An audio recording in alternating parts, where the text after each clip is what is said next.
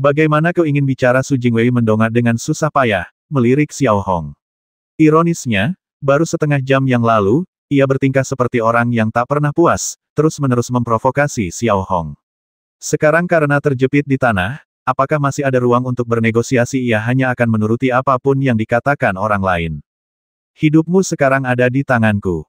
Jika kau ingin menebusnya, sebutkan harganya. Xiao Hong memainkan pena emas murni di atas meja dan berkata dengan santai. Saat ini, Xiao Hong sudah tidak terburu-buru lagi. Saya, Su, tidak menyadari kemampuan Anda, Tuan. Saya telah menyinggung Anda berkali-kali sebelumnya. Saya harap Anda dapat memaafkan saya. Jadi, semua industri dan personel yang direkrut dari Anisasi Burung Nasar akan dikembalikan sepenuhnya. Mulai sekarang, kedua keluarga kita akan saling menjauh. Bagaimana? Su Jingwei melirik Xiao Hong dan berkata dengan tatapan pasrah. Akulah yang mengalahkan Anisasi Burung Nasar, jadi seharusnya ini milikku. Bos Su menggunakan barang-barang rampasannya untuk menebus barang-barangku. Apa menurutmu ini kesepakatan bisnis? Tanya Xiao Hong sambil tersenyum tenang. Ketika Su Jingwei mendengar ini, meskipun ekspresinya tetap serius, ia merasa sedikit tidak senang. Jika Anisasi Sen Merah merampok Anisasi Burung Nasar, maka Xiao Hong juga merampok barang-barangnya. Namun, percuma saja mengatakan apapun sekarang. Lagi pula, inisiatif ada di tangan Xiao Hong. Ini lebih seperti ancaman langsung daripada kesepakatan bisnis. Jadi apa sebenarnya yang kau inginkan? Ekspresi Su Jingwei berangsur-angsur menjadi serius dan dia bertanya. Sebagai pemimpin suatu wilayah, nyawa Tuan Su tentu saja sangat berharga. Kudengar cacing berkepala 8 di bawah komandomu cukup tangguh. Kalau begitu, gunakan seluruh bank pola ajaib Hong Sen, cacing berkepala 8, dan pasukan di bawah yurisdiksinya untuk menebus nyawamu yang berharga, kata Xiao Hong dengan tenang. Ekspresi Su Jingwei tak bisa menahan diri untuk berubah ketika mendengar ini. Bank Rune Sihir Hong Sen dan pasukan di bawah kendali serangga berkepala 8 pada dasarnya semuanya adalah Bank Rune Sihir Hong Sen. Mengambil seluruh aset Bank Pola Ajaib Hong Sen dengan imbalan nyawanya adalah sesuatu yang sama sekali tidak dapat diterima Su Jingwei. Dengan tindakan seperti itu, bukankah Anisasi Hong Sen akan bernasib sama dengan Anisasi Burung Nasar? Namun, apapun yang terjadi, apakah Su Jingwei, yang telah menjadi tahanan, masih memiliki ruang untuk bernegosiasi? Jika dia setuju, dia bisa menyelamatkan nyawanya dan menghindari penderitaan bawahannya. Jika dia menolak, konsekuensinya jelas. Dia telah melihat seperti apa Anisasi Burung Nasar itu. Su Jingwei berhasil mencapai posisinya saat ini, dan ia memang seorang penjudi, tetapi ia tidak bodoh.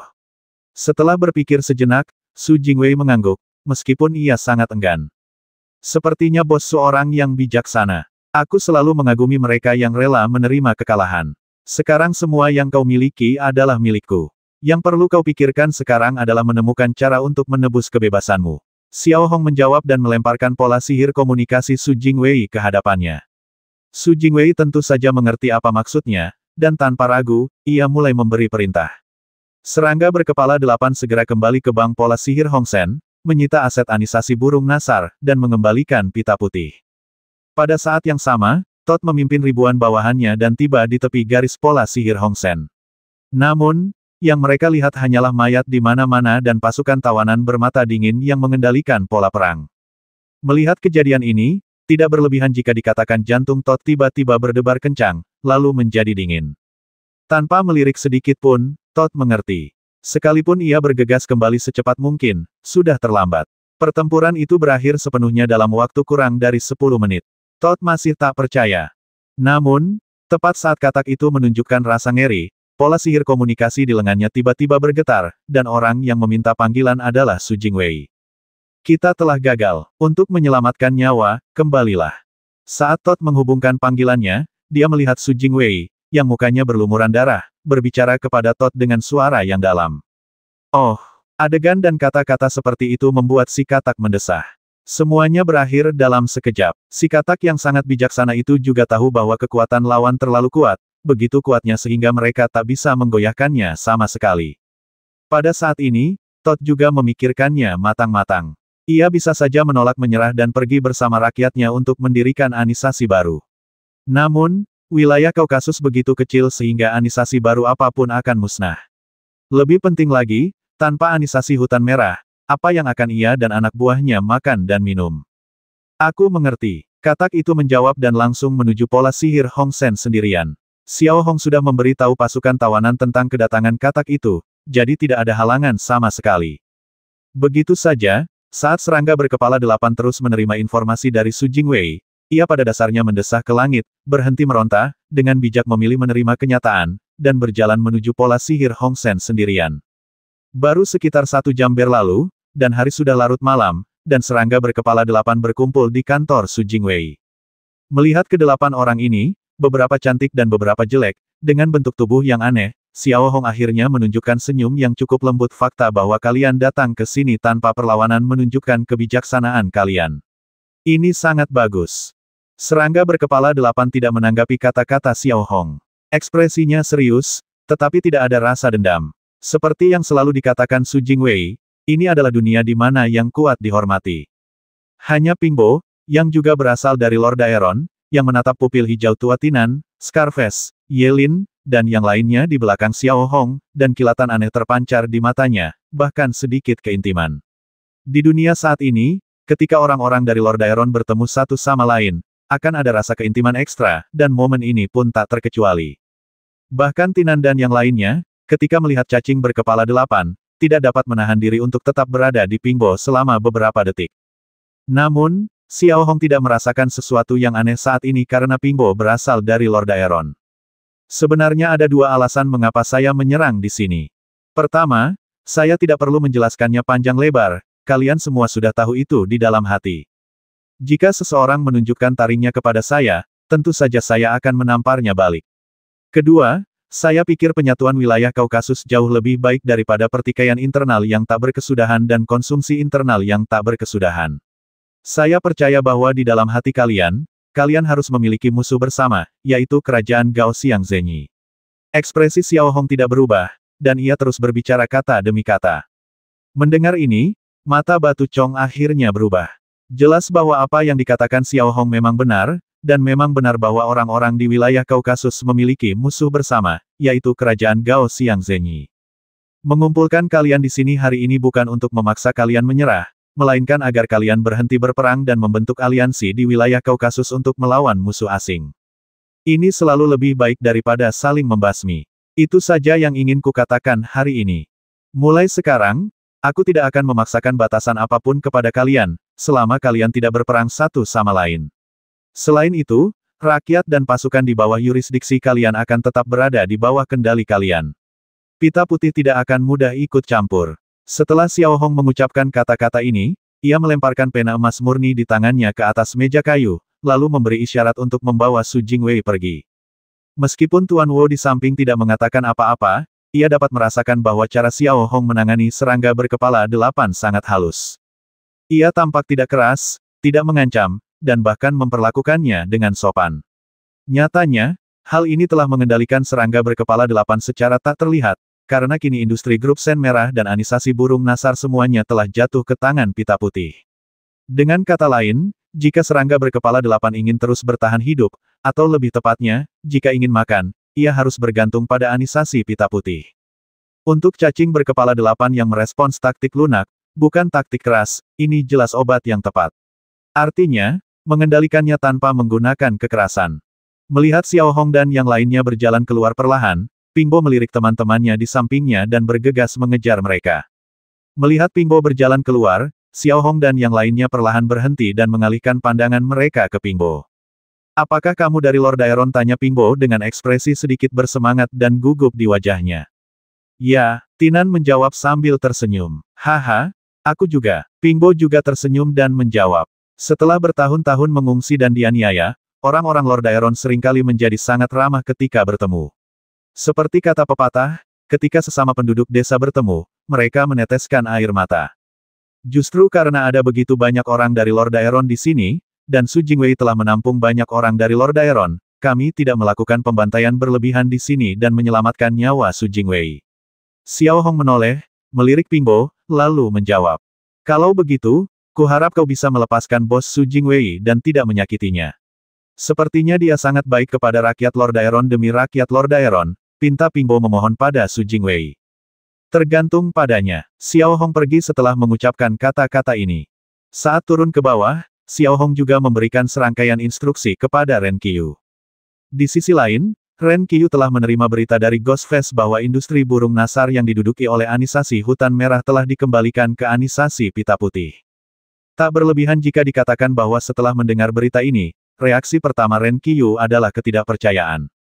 Bagaimana mungkin Anisasi Hutan Merah, yang selalu begitu kuat, mengembalikan aset Anisasi burung nasar yang mereka sita dalam waktu kurang dari beberapa jam sungguh tak terbayangkan. Namun, tepat saat Ren Qiu baru saja memutuskan kontak dengan Gui Mian, dan wajah cantiknya belum pulih dari keterkejutannya, Ren Qiu menerima pesan dari Xiao Hong. Isi pesannya sangat sederhana, hanya satu kalimat sekarang Anda dapat pergi dan mencaplok Anisasi Sen Merah. Melihat informasi ini, Ren Qiu tak kuasa menahan diri untuk tidak membuka mulutnya karena terkejut. Saat ini, ia hampir tak percaya dengan apa yang dilihatnya. Bisakah kita mendapatkan Anisasi Hutan Merah sekarang? Beberapa kata ini memang hanya kata-kata, tetapi pesan yang disampaikannya bagaikan badai yang mengamuk. Berita ini tak diragukan lagi menunjukkan bahwa Anisasi Hutan Merah telah dihancurkan oleh Xiao Hong. Bersambung. Apa yang kulihat benar? Bagaimana mungkin? Ren Qiu tak kuasa menahan diri untuk tidak bersuara ketika melihat informasi tersebut. Ia sungguh tak percaya dengan fakta yang disaksikannya di depan matanya. Akan tetapi, Anisasi Hutan Merah telah menyerahkan industri anisasi burung nasar sebelumnya, yang tampaknya secara tidak langsung membuktikan segalanya. Ren Qiu bahkan tak mampu membayangkannya. Xiao Hong diam-diam telah menyatukan wilayah Kaukasus dalam semalam, memungkinkan Anisasi Pita Putih yang sebelumnya rapuh untuk melakukannya. Efisiensi ini terlalu muluk untuk menjadi kenyataan. Akan tetapi, tepat saat Ren Qiu tertegun, Bayo memanggil Ren Qiu lagi. Bayo, ada apa? Setelah panggilan tersambung, Ren Qiu masih memasang ekspresi datar. Bos, ini agak aneh. Serangga berkepala 8 dari Anisasi Hong Sen telah memilih untuk menyerah. Namun, mereka bilang mereka hanya akan mematuhi perintah pria berambut putih itu dulu, kata Bayo. Ironisnya, sampai sekarang, baik Ren Qiu maupun Bayo tidak tahu nama asli Xiao Hong. Setelah mendengar ini, Ren Qiu akhirnya mengerti bahwa Xiao Hongba telah menghancurkan sarang Anisasi Sen Merah. Biarkan mereka melakukan apa yang mereka mau. Ren Qiu juga sedikit bingung saat ini, dan berbicara dengan terbata-bata. Tentu saja, Ren Qiu juga memiliki kekhawatirannya sendiri saat ini. Ia benar-benar takut White Ribbon tidak akan mampu menguasai industri sebesar itu, dan ia bahkan lebih khawatir lagi bahwa ia tidak akan mampu mempertahankan posisinya saat ini. Kalau dulu hanya Anisasi Pita Putih yang beranggotakan 30.000 orang, tentu tidak apa-apa. Namun kini jumlahnya hampir mencapai 130.000 orang, itu sudah sangat berbeda. Sepertinya aku harus meminta nasihat Tuan Rambut Putih besok, gumam Ren Qiu dalam hati, dengan semburat merah di pipinya. Xiao Hong kembali ke hotel hutan besar dengan menunggang kuda berkaki besi. Setelah memeriksa waktu, ia memerintahkan para prajurit tawanan untuk berjaga bergantian, lalu beristirahat. Adapun Anderson dan yang lainnya, mereka sementara menetap. Xiao Hong juga bisa melihat bahwa Anderson dan yang lainnya telah bekerja keras dalam pertempuran tadi. Dapat dikatakan bahwa meskipun hanya sedikit orang yang mengetahuinya, harus dikatakan bahwa Xiao Hong sepenuhnya menguasai wilayah Kaukasus dalam semalam, yang jelas merupakan suatu keajaiban, tetapi Xiao Hong dan yang lainnya tidak menyadarinya. Bahkan banyak sekali orang di wilayah Kaukasus tidak menyadari hal ini. Hari berlalu dengan cepat, dan pagi pun tiba. Xiao Hong bangun dan segera pergi ke kamar Flo. Setelah beberapa saat, fungsi tubuh Flo relatif stabil, dan ia tampak seperti bayi yang damai, tidur nyenyak. Namun, Xiao Hong tidak tertipu oleh ilusi ini. Xiao Hong tahu betul bahwa mudah untuk tertidur, tetapi sulit untuk bangun. Setelah melakukan pemeriksaan menyeluruh terhadap tubuh Flo, Xiao Hong memasukkan pil nutrisi ke dalam mulut Flo dan meminumnya dengan air hangat. Xiao Hong kemudian duduk di meja kayu di sudut, tanpa henti, dan mulai menyiapkan obat yang sesuai. Ia juga menciptakan pola pengobatan. Pola pengobatan ini adalah sesuatu yang baru saja dipikirkan Xiao Hong. Pola ini disebut pola pengobatan pelindung, dan dirancang khusus untuk mengoreksi kesalahan Xiao Hong. Layaknya penggaris atau kompas, pola ini sepenuhnya mencegah Xiao Hong membuat kesalahan dan menyebabkan konsekuensi yang merugikan. Setelah 1 jam persiapan, Xiao Hong akhirnya selesai membuat semua ramuan dan pola sihir pelindung. Tanpa henti, Xiao Hong segera menghampiri Flo dan memasang pola sihir pelindung pada lengan mekanik pola sihir yang belum terpakai. Seketika, lapisan energi hijau menyelimuti otak Flo. Setelah itu, Xiao Hong menusukkan jarum ajaib berisi obat cair ke kepala Flo secara berurutan, lalu mengaktifkannya untuk memulai babak perbaikan baru. Kali ini, yang ingin diperbaiki Xiao Hong adalah area analisis logis di otak Flo. Dengan bantuan pola sihir pelindung, Xiao Hong bisa lebih berani dalam perbaikannya kali ini.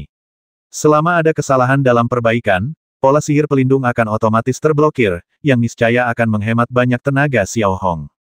1 jam berlalu, dan Xiao Hong, yang sudah berkeringat deras, berhenti menggerakkan tenaga pendorongnya sedikit demi sedikit. Sementara itu, sambil melihat gambar pemindaian pada detektor presisi tinggi, saraf di area analisis logika Flo mulai pulih, dan yang ia butuhkan selanjutnya hanyalah istirahat. Namun, perawatan lebih lanjut diperlukan untuk memperbaiki kondisi otak Flo secara keseluruhan. Langkah selanjutnya adalah memulihkan sepenuhnya area kendali bahasa dan bagian-bagian halus saraf otak. Menurut perkiraan Xiao Hong, proses ini akan memakan waktu sekitar 1 hingga 2 bulan. Wang Jun, kamu telah bekerja keras selama ini. Xiao Hong mengangkat kepalanya, menatap Wang Jun yang sedang merawat Flo, dan berkata dengan lembut. Apakah pria besar itu baik-baik saja? Wang Jun mengangkat kepalanya dan menatap Xiao Hongdao dengan penuh harap. Tak dapat disangkal bahwa setelah sekian lama bersama Flo, Wang Jun dan Flo memang telah mengembangkan perasaan satu sama lain. Ia sungguh tidak ingin Flo mati. Ya, Xiao Hong merenung sejenak dan menjawab, lalu meletakkan pola sihir untuk mengendalikan pembakaran dan berlatih di tangan Wang Jun. Niatnya jelas, yaitu, kondisi Flo relatif stabil sekarang, jadi ia harus memanfaatkan waktu untuk berlatih. Setelah meletakkan barang-barang di depannya kembali ke celah ruang, Xiao Hong berjalan perlahan. Sebenarnya, setelah tadi malam, setidaknya tidak akan ada terlalu banyak masalah di wilayah Kaukasus. Satu-satunya yang perlu dikhawatirkan sekarang adalah kerajaan Gao Xiangzhenyi. Ketika dia tiba di lantai pertama, Xiao Hong dapat melihat dengan jelas bahwa wanita dari Lord Daeron sudah mulai menyibukkan diri, meletakkan berbagai hidangan di meja makan. Namun tak lama kemudian, Xiao Hong mengalihkan pandangannya ke sudut aula, dan melihat Ren Qiyu tengah menatap Xiao Hong dengan wajah memerah, seperti seorang vanggel. Para anggota pasukan tawanan pada dasarnya tidak lagi waspada terhadap Ren Qiyu dan sibuk dengan urusan mereka sendiri, terutama Tuan Wu, yang berada di sudut lain mendesain tongkat totem penyihir darahnya sendiri. Apa yang kamu lakukan di sini? Xiao Hong duduk di sebelah Ren Qiyu, melirik wajah kecil Ren Qiyu, dan bertanya. Tidak bisakah kamu datang jika kamu baik-baik saja? Ren Qiyu bertanya dengan lembut. Mari kita bicara bisnis, kata Xiao Hong masih dengan wajah serius. Baiklah, Ren Qiyu melihat Xiao Hong masih sedingin biasanya, jadi ia tak ingin menggodanya lagi. Ekspresinya sedikit lebih serius, dan ia berkata lembut, sebenarnya, aku datang ke sini untuk belajar darimu. Kau memintaku untuk menguasai seluruh wilayah Kaukasus sekaligus, dan aku khawatir aku tak akan sanggup. Apa kau punya ide bagus? Jika kau ingin mengendalikan suatu kekuatan, selain memperlakukan orang lain dengan tulus dan menggunakan kebaikan serta kekerasan, kau juga membutuhkan hal lain, kata Xiao Hong setelah berpikir sejenak. Apa? Tanya Ren Qiyu penasaran. Tentara terpercaya adalah garis suksesi langsung. Singkatnya, apapun situasimu, pasukan terpercaya ini akan mematuhimu, terlepas dari hidup atau mati. Semakin kuat pasukan ini, semakin stabil posisimu, kata Xiao Hong terus terang. Tapi di mana aku bisa mendapatkan pasukan ini sekarang? Yang kupercaya hanyalah Guimian dan Bayeo, dan kalaupun kita membentuk pasukan, efektivitas tempurnya mungkin akan biasa-biasa saja. Ren Qiyu memikirkannya dan menggaruk kepalanya. Kekuatan rata-rata dapat ditingkatkan melalui latihan, jawab Xiao Hong. Kalau begitu, bisakah kau membantuku? Ren Qiyu kemudian memasang ekspresi lembut dan memohon. Menghadapi permohonan Ren Qiyu, Xiao Hong merenung sejenak, terutama mempertimbangkan pro dan kontranya. Jelas, jika posisi Ren Qiyu stabil, maka posisinya di Kaukasus juga akan meningkat. Stabilitas wilayah Kaukasus juga akan berdampak lebih baik pada kerajaan Gao Xiangzhenyi. Dengan gagasan ini, Xiao Hong mengangguk kecil. Aku bisa membantumu berlatih, tapi pilihan orang-orangnya ada di tanganmu. Xiao Hong berpikir sejenak lalu menjawab. Tidak masalah, kata Ren Qiyu sambil tersenyum. Namun, tepat ketika Xiao Hong dan Ren Qiyu sedang mengobrol tentang pembentukan pasukan terpercaya, pola sihir komunikasi Ren Qiyu tiba-tiba bergetar. Ketika ia mengeluarkannya dan melihatnya, ia melihat bahwa orang yang meminta panggilan itu adalah wajah hantu. Wajah hantu? Ada apa? Setelah panggilan tersambung, ekspresi Ren Qiyu berubah sedikit serius dan dia bertanya. Bos, ada sesuatu yang terjadi. Seorang petugas yang mengaku dari Gao Xiangzhenyi Guo ingin bertemu denganmu, kata wajah hantu dengan ekspresi serius.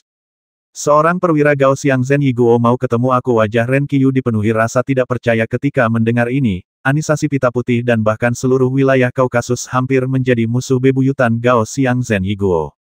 Kecuali beberapa pasukan kecil, hanya sedikit orang yang bersedia menghubungi Gao Xiangzhen Yiguo.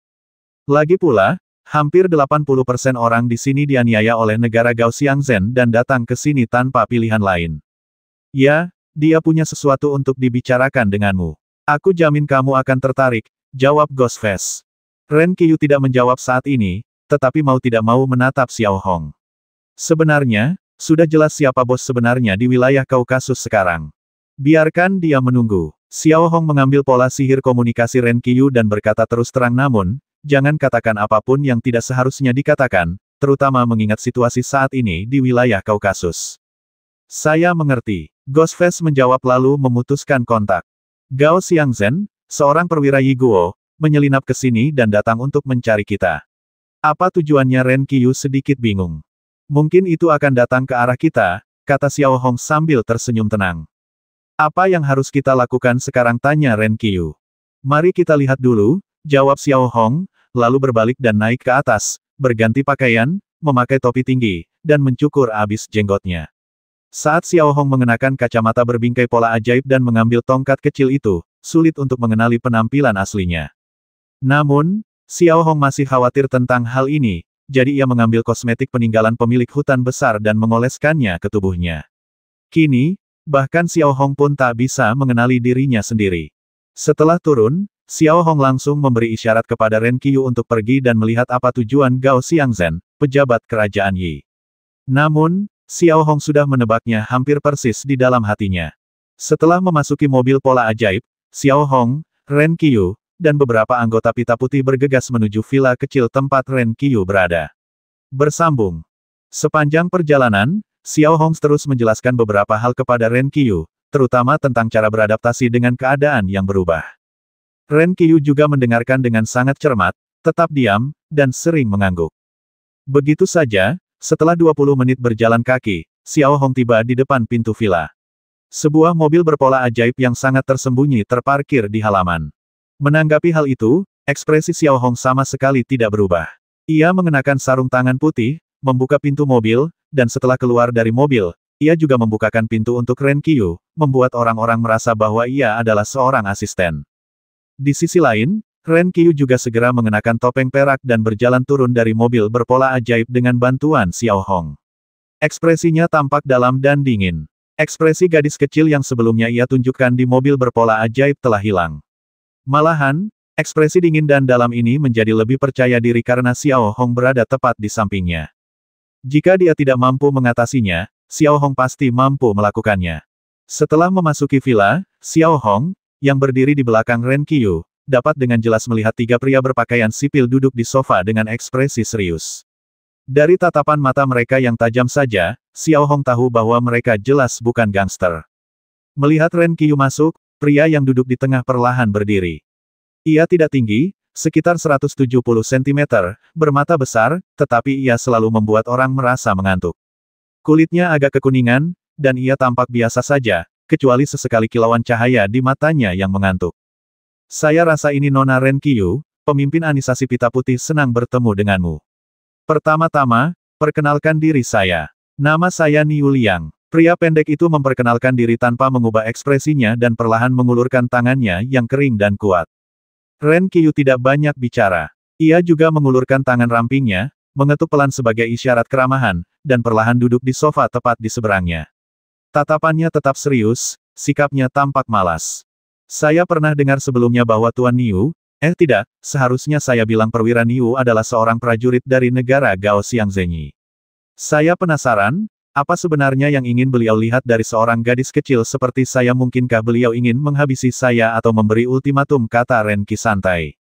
Kerajaan Gao Xiangzhen selalu kuat dalam hal militer dan kavaleri, tak terkalahkan dalam pertempuran dan tak terhentikan dalam serangan. Mereka adalah singa besi yang tak tertandingi di alam semesta harimau. Akan mudah untuk menghancurkan pasukan seperti kalian. Namun, kali ini jenderalku tidak berniat menerobos Anisasi Pita Putih. Sebaliknya, ia ingin memberi Anisasi Pita Putih kesempatan untuk menyelamatkan diri. Aku hanya tidak tahu apakah Nona Ren Qiyu menginginkannya, kata Niu Liang dengan raut wajah berwibawa.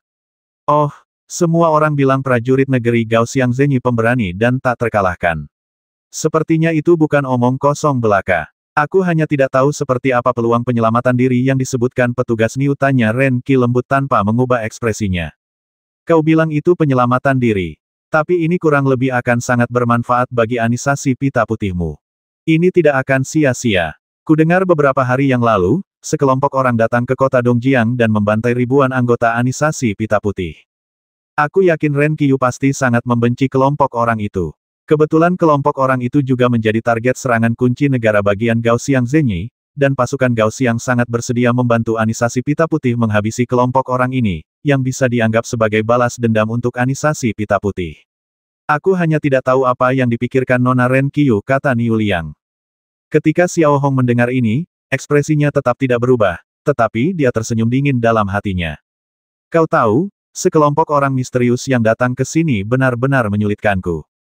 Mereka sangat kuat dan mendominasi. Aku sendiri sangat ingin membasmi mereka, tapi mungkin petugas Niu tidak tahu bahwa sejak pembentukan wilayah Kaukasus, ada aturan tak tertulis yang melarang keras bekerja sama secara substantif dengan pasukan Gao Xiang, jika tidak mereka akan menjadi musuh rakyat.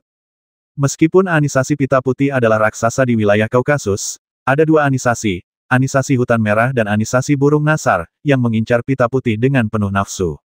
Mereka selalu mengawasi pita putih untuk mencari kelemahannya, lalu menggunakan ini sebagai alasan untuk menekan pita putih, kata Ren Qiu kepada Niu Liang dengan nada khawatir. Sebenarnya, percakapan Ren Qiu tampak seperti masalah sepele, tetapi sangat terampil. Tanpa bersuara, ia mulai menguji seberapa banyak yang diketahui militer Gao Xiang tentang situasi terkini di wilayah Kaukasus dan apakah mereka tahu bahwa anisasi hutan merah dan anisasi burung nasar telah dihancurkan. Nona Ren Qiu, jangan khawatir. Selama Anda dan pita putih Anda dapat membantu kami membasmi kelompok orang misterius itu, kami berjanji akan mendukung pita putih menjadi kekuatan terkuat di wilayah Kaukasus, kata Niu Liang dengan ekspresi serius. Kedengarannya bagus, tetapi saya khawatir jika saatnya tiba, Anda akan ditinggalkan. Ren Qiu berpikir dalam hati, tetapi dia tidak mengucapkan kata-kata itu secara langsung. Kalau begitu, untuk sementara saya akan percaya pada apa yang dikatakan perwira Niu. Namun, saya rasa perwira Niu juga harus mengungkapkannya terlebih dahulu. Saya juga ingin tahu situasi pasukan di bawah komando Anda, agar setidaknya saya bisa mendapatkan gambaran umum, lanjut Ren Qiu. Nona Ren Qiu tidak perlu tahu tentang pasukan di bawah komandoku. Soal pemberitahuan sebelumnya, jangan khawatir, aku akan memberikannya setelah tugas selesai, jawab Niu Liang, kata-katanya tanpa celah. Hehehe, hampir tepat saat Niu Liang mengatakan ini, Ren Qi tiba-tiba tertawa terbahak-bahak seperti lonceng perak. Suaranya tidak keras, dan tidak ada sarkasme di dalamnya. Singkatnya, tawa itu membuat orang sedikit tercengang. Bisakah aku memahami ini sebagai apa yang disebut petugas Niu sebagai kerja sama yang disengaja? Zaman sekarang, membasmi seseorang saja harus membayar deposit, apalagi membasmi banyak orang. Lagi pula, kau terus bilang kerja sama, tapi sekarang aku bahkan tidak tahu dengan siapa aku bekerja sama. Apa kau hanya menindas gadis kecil sepertiku? Lagi pula, aku sekarang agak ragu dengan keaslian identitas petugas Niu. Mungkinkah dia gangster yang datang kepadaku untuk merayuku? Ren Qiu masih mempertahankan senyum manisnya dan berkata, tetapi kata-katanya agak keras. Xiao Hong, yang berdiri di samping, tanpa ekspresi di wajahnya dan tampak seperti bawahan. Sebenarnya, tidak ada yang memperhatikan Xiao Hong. Namun, di lubuk hatinya, Xiao Hong mengagumi kata-kata dan tindakan Ren Qiu. Jelas bahwa Ren Qiu pandai mengobrol dan menguasai keterampilan negosiasi. Melihat Niu Liang yang duduk di hadapan Ren Qiu, raut wajahnya sedikit berubah. Kata-kata Ren Qiu tentu saja membuat Niu Liang sangat tidak nyaman. Tidak tepat baginya untuk terus bersikap keras, tetapi jika ia menyerah, ia khawatir akan kehilangan lebih banyak daripada yang diperolehnya. Untuk sesaat, seluruh ruangan terasa buntu. Di ruangan yang sunyi itu, udara hampir membeku. 5 menit berlalu sebelum Niu Liang akhirnya mengulurkan tangannya, mengeluarkan pola sihir petugas dari sakunya, dan kemudian mengaktifkannya. Saat berikutnya, dia melihat layar cahaya kecil yang dengan jelas merekam informasi dasar Niu Liang, termasuk posisinya, pasukan yang diikutinya, del, serta foto yang jelas. Xiao Hong, yang juga berdiri di dekatnya, juga bisa melihatnya dengan jelas pangkat militer kolonel, pasukan milik divisi jiwa tempur, del. Xiao Hong tentu pernah mendengar tentang divisi jiwa tempur yang terkenal itu. Divisi ini dianggap sebagai legiun terkuat di Provinsi Zhejiang, dengan 3.000 orang dan Wang Ge sebagai panglima tertinggi. Hal ini tidak mengejutkan Xiao Hong. Xiao Hong telah membantai hampir puluhan ribu tentara Gao Xiang. Bagaimana mungkin Provinsi Zhejiang tidak menganggapnya serius? Oh, saya tidak menyangka Anda, Tuan, adalah anggota divisi jiwa tempur yang terkenal. Saya sangat menyesal, sangat menyesal. Ren Qiu tiba-tiba tampak terkejut dan berkata dengan tergesa-gesa. Di sisi lain, ketika Niu Liang menghadapi keterkejutan Ren Qiu, sudut mulutnya melengkung ke atas, dan dia tampak sangat senang. Kau seharusnya percaya sekarang, kan, kata Niu Liang dengan suara berat. Tentu saja, tapi divisi sekuat divisi jiwa pertempuran seharusnya tidak keberatan membayar uang muka, kan, dan aku tidak tahu seberapa yakin divisi jiwa pertempuran bisa menghancurkan kelompok orang itu, kata Ren Qiu dengan tatapan kagum. Tetapi di sela-sela kata-katanya, ia tetap berpegang teguh pada prinsip-prinsipnya yang lama. Bagi pasukan andalan Provinsi Zhejiang yang perkasa, divisi semangat perang yang tak terkalahkan, menghabisi beberapa pencuri kecil tentu saja mudah. Akan mudah dan menyenangkan, asalkan pita putih dapat mengunci mereka dengan tepat dan membiarkan pasukan utama kita memasuki wilayah Kaukasus tanpa gangguan, kata Niu Liang dengan percaya diri. Soal uang jaminannya aku harus melaporkannya kepada atasanku. Aku hanya tidak yakin apa syarat pemecatan Ren Qiu. Bisakah kau memberitahuku? Uang jaminan itu kan pola pertempuran. Kalau petugas Niu merasa kurang pantas, dia bisa memberikan beberapa materi. Intinya, apapun itu, kamu harus memberikan sesuatu untuk menunjukkan ketulusanmu, kan, lanjut Ren Qiu. Jangan khawatir, aku akan menyampaikan maksudku. Selama periode ini, aku harap Anisasi Pita Putih akan lebih memperhatikan keberadaan kelompok itu. Jika ada situasi, kau bisa langsung melapor kepadaku. Niu Liang menjawab dan meletakkan nomor pola sihir komunikasi di meja kopi. Kemudian, ia keluar dari villa dan naik mobil pola sihir bersama dua bawahan lainnya untuk langsung meninggalkan kota Dongjiang. Ia tidak tinggal terlalu lama di kota Dongjiang. Sejujurnya, Niu Liang sudah merasakan sendiri seperti apa kota Dongjiang. Hampir tidak ada tempat bagi mereka untuk berdiri di sini, dan penuh dengan niat membasmi. Dua bawahan yang ia kirim ke sini sebelumnya diculik oleh sebuah hotel gelap yang mirip toko keesokan harinya. Satu-satunya yang ditemukan hanyalah dua mayat yang dibuang di hutan belantara. Kalau tidak, mereka tidak akan begitu bodoh dengan situasi terkini di kota Dongjiang. Sebaliknya, Ren Qiu, yang berada di villa kecil, memandangi catatan di meja kopi, lalu menatap Xiao Hong, seolah-olah ia kembali menjadi gadis kecil yang bingung harus berbuat apa. Ia bertanya, apa yang harus kita lakukan sekarang?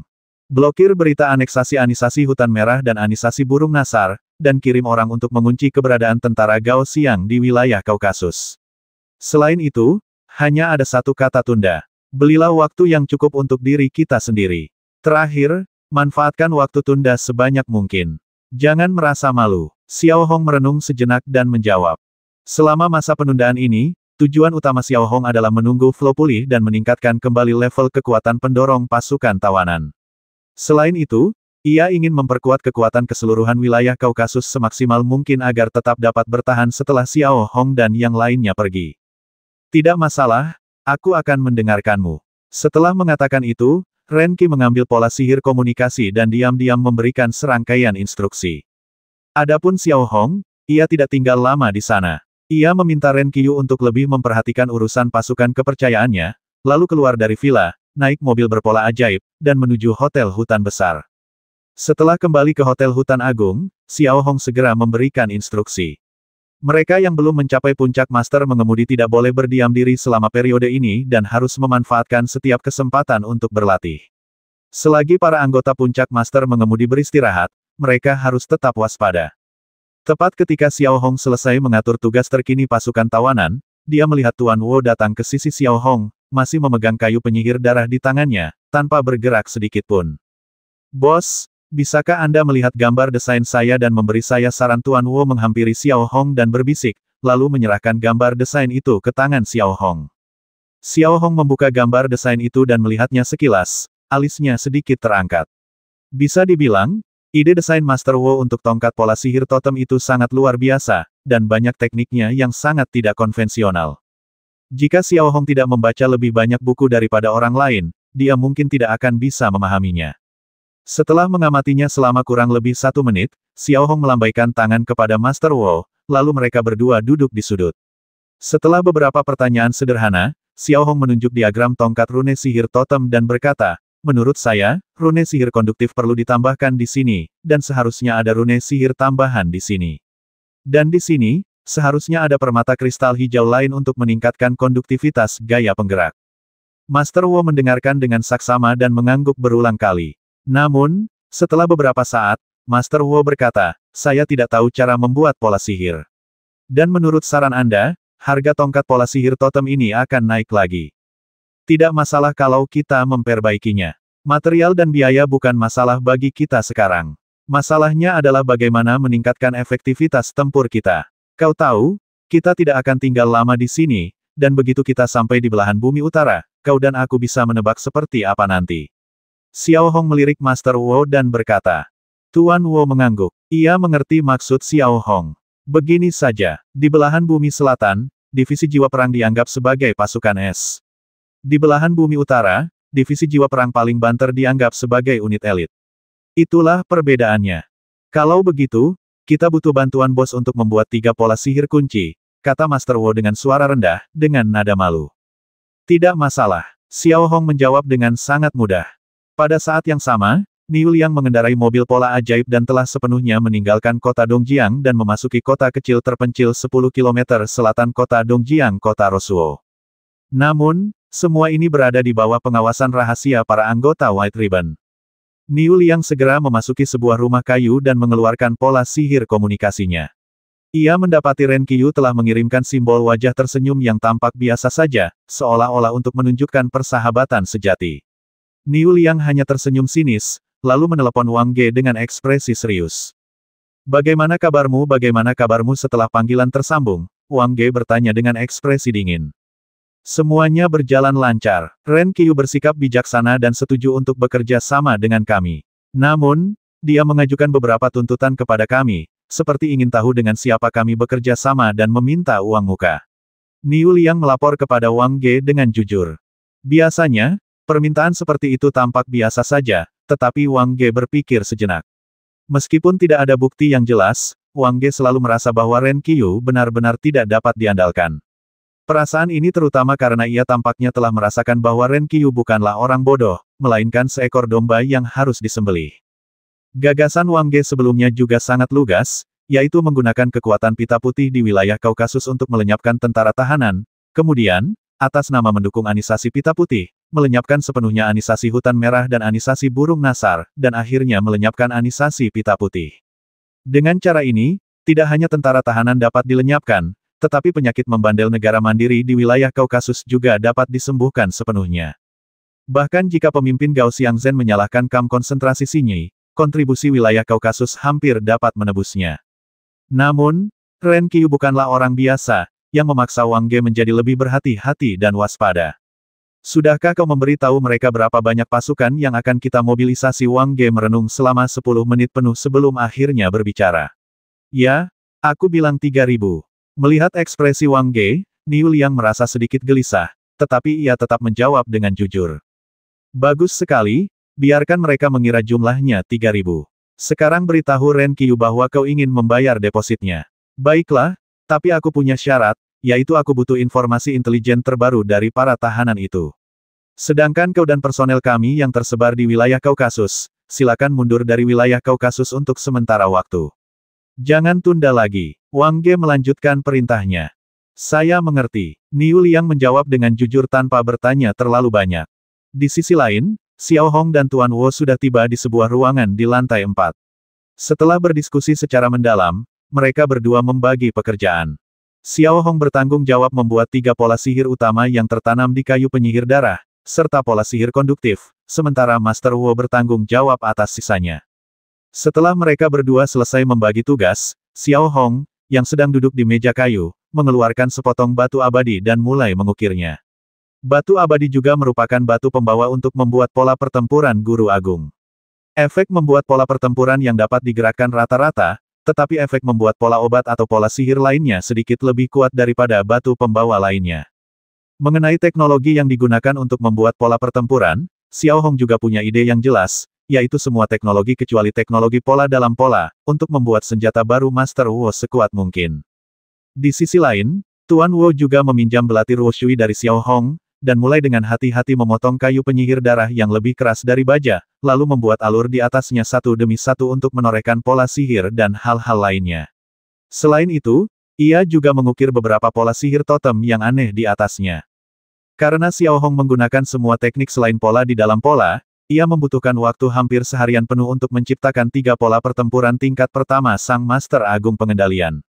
Xiao Hong baru menyelesaikannya pada pukul 4 sore. Bersamaan dengan itu, melihat tangan Master Wu, garis luar tongkat berpola sihir totem dan bagian-bagian lainnya telah selesai. Cabang-cabang dan dedaunan yang tersebar di bagian atas telah dijalin menjadi bentuk yang hampir bulat, di dalamnya terdapat tengkorak binatang roh yang diukir dengan pola sihir totem. Lebih jauh ke bawah, terdapat 3 cabang tebal. Pada setiap cabang, terdapat alur pola sihir, yang digunakan untuk menatahkan 3 pola sihir yang dibuat oleh Xiao Hong.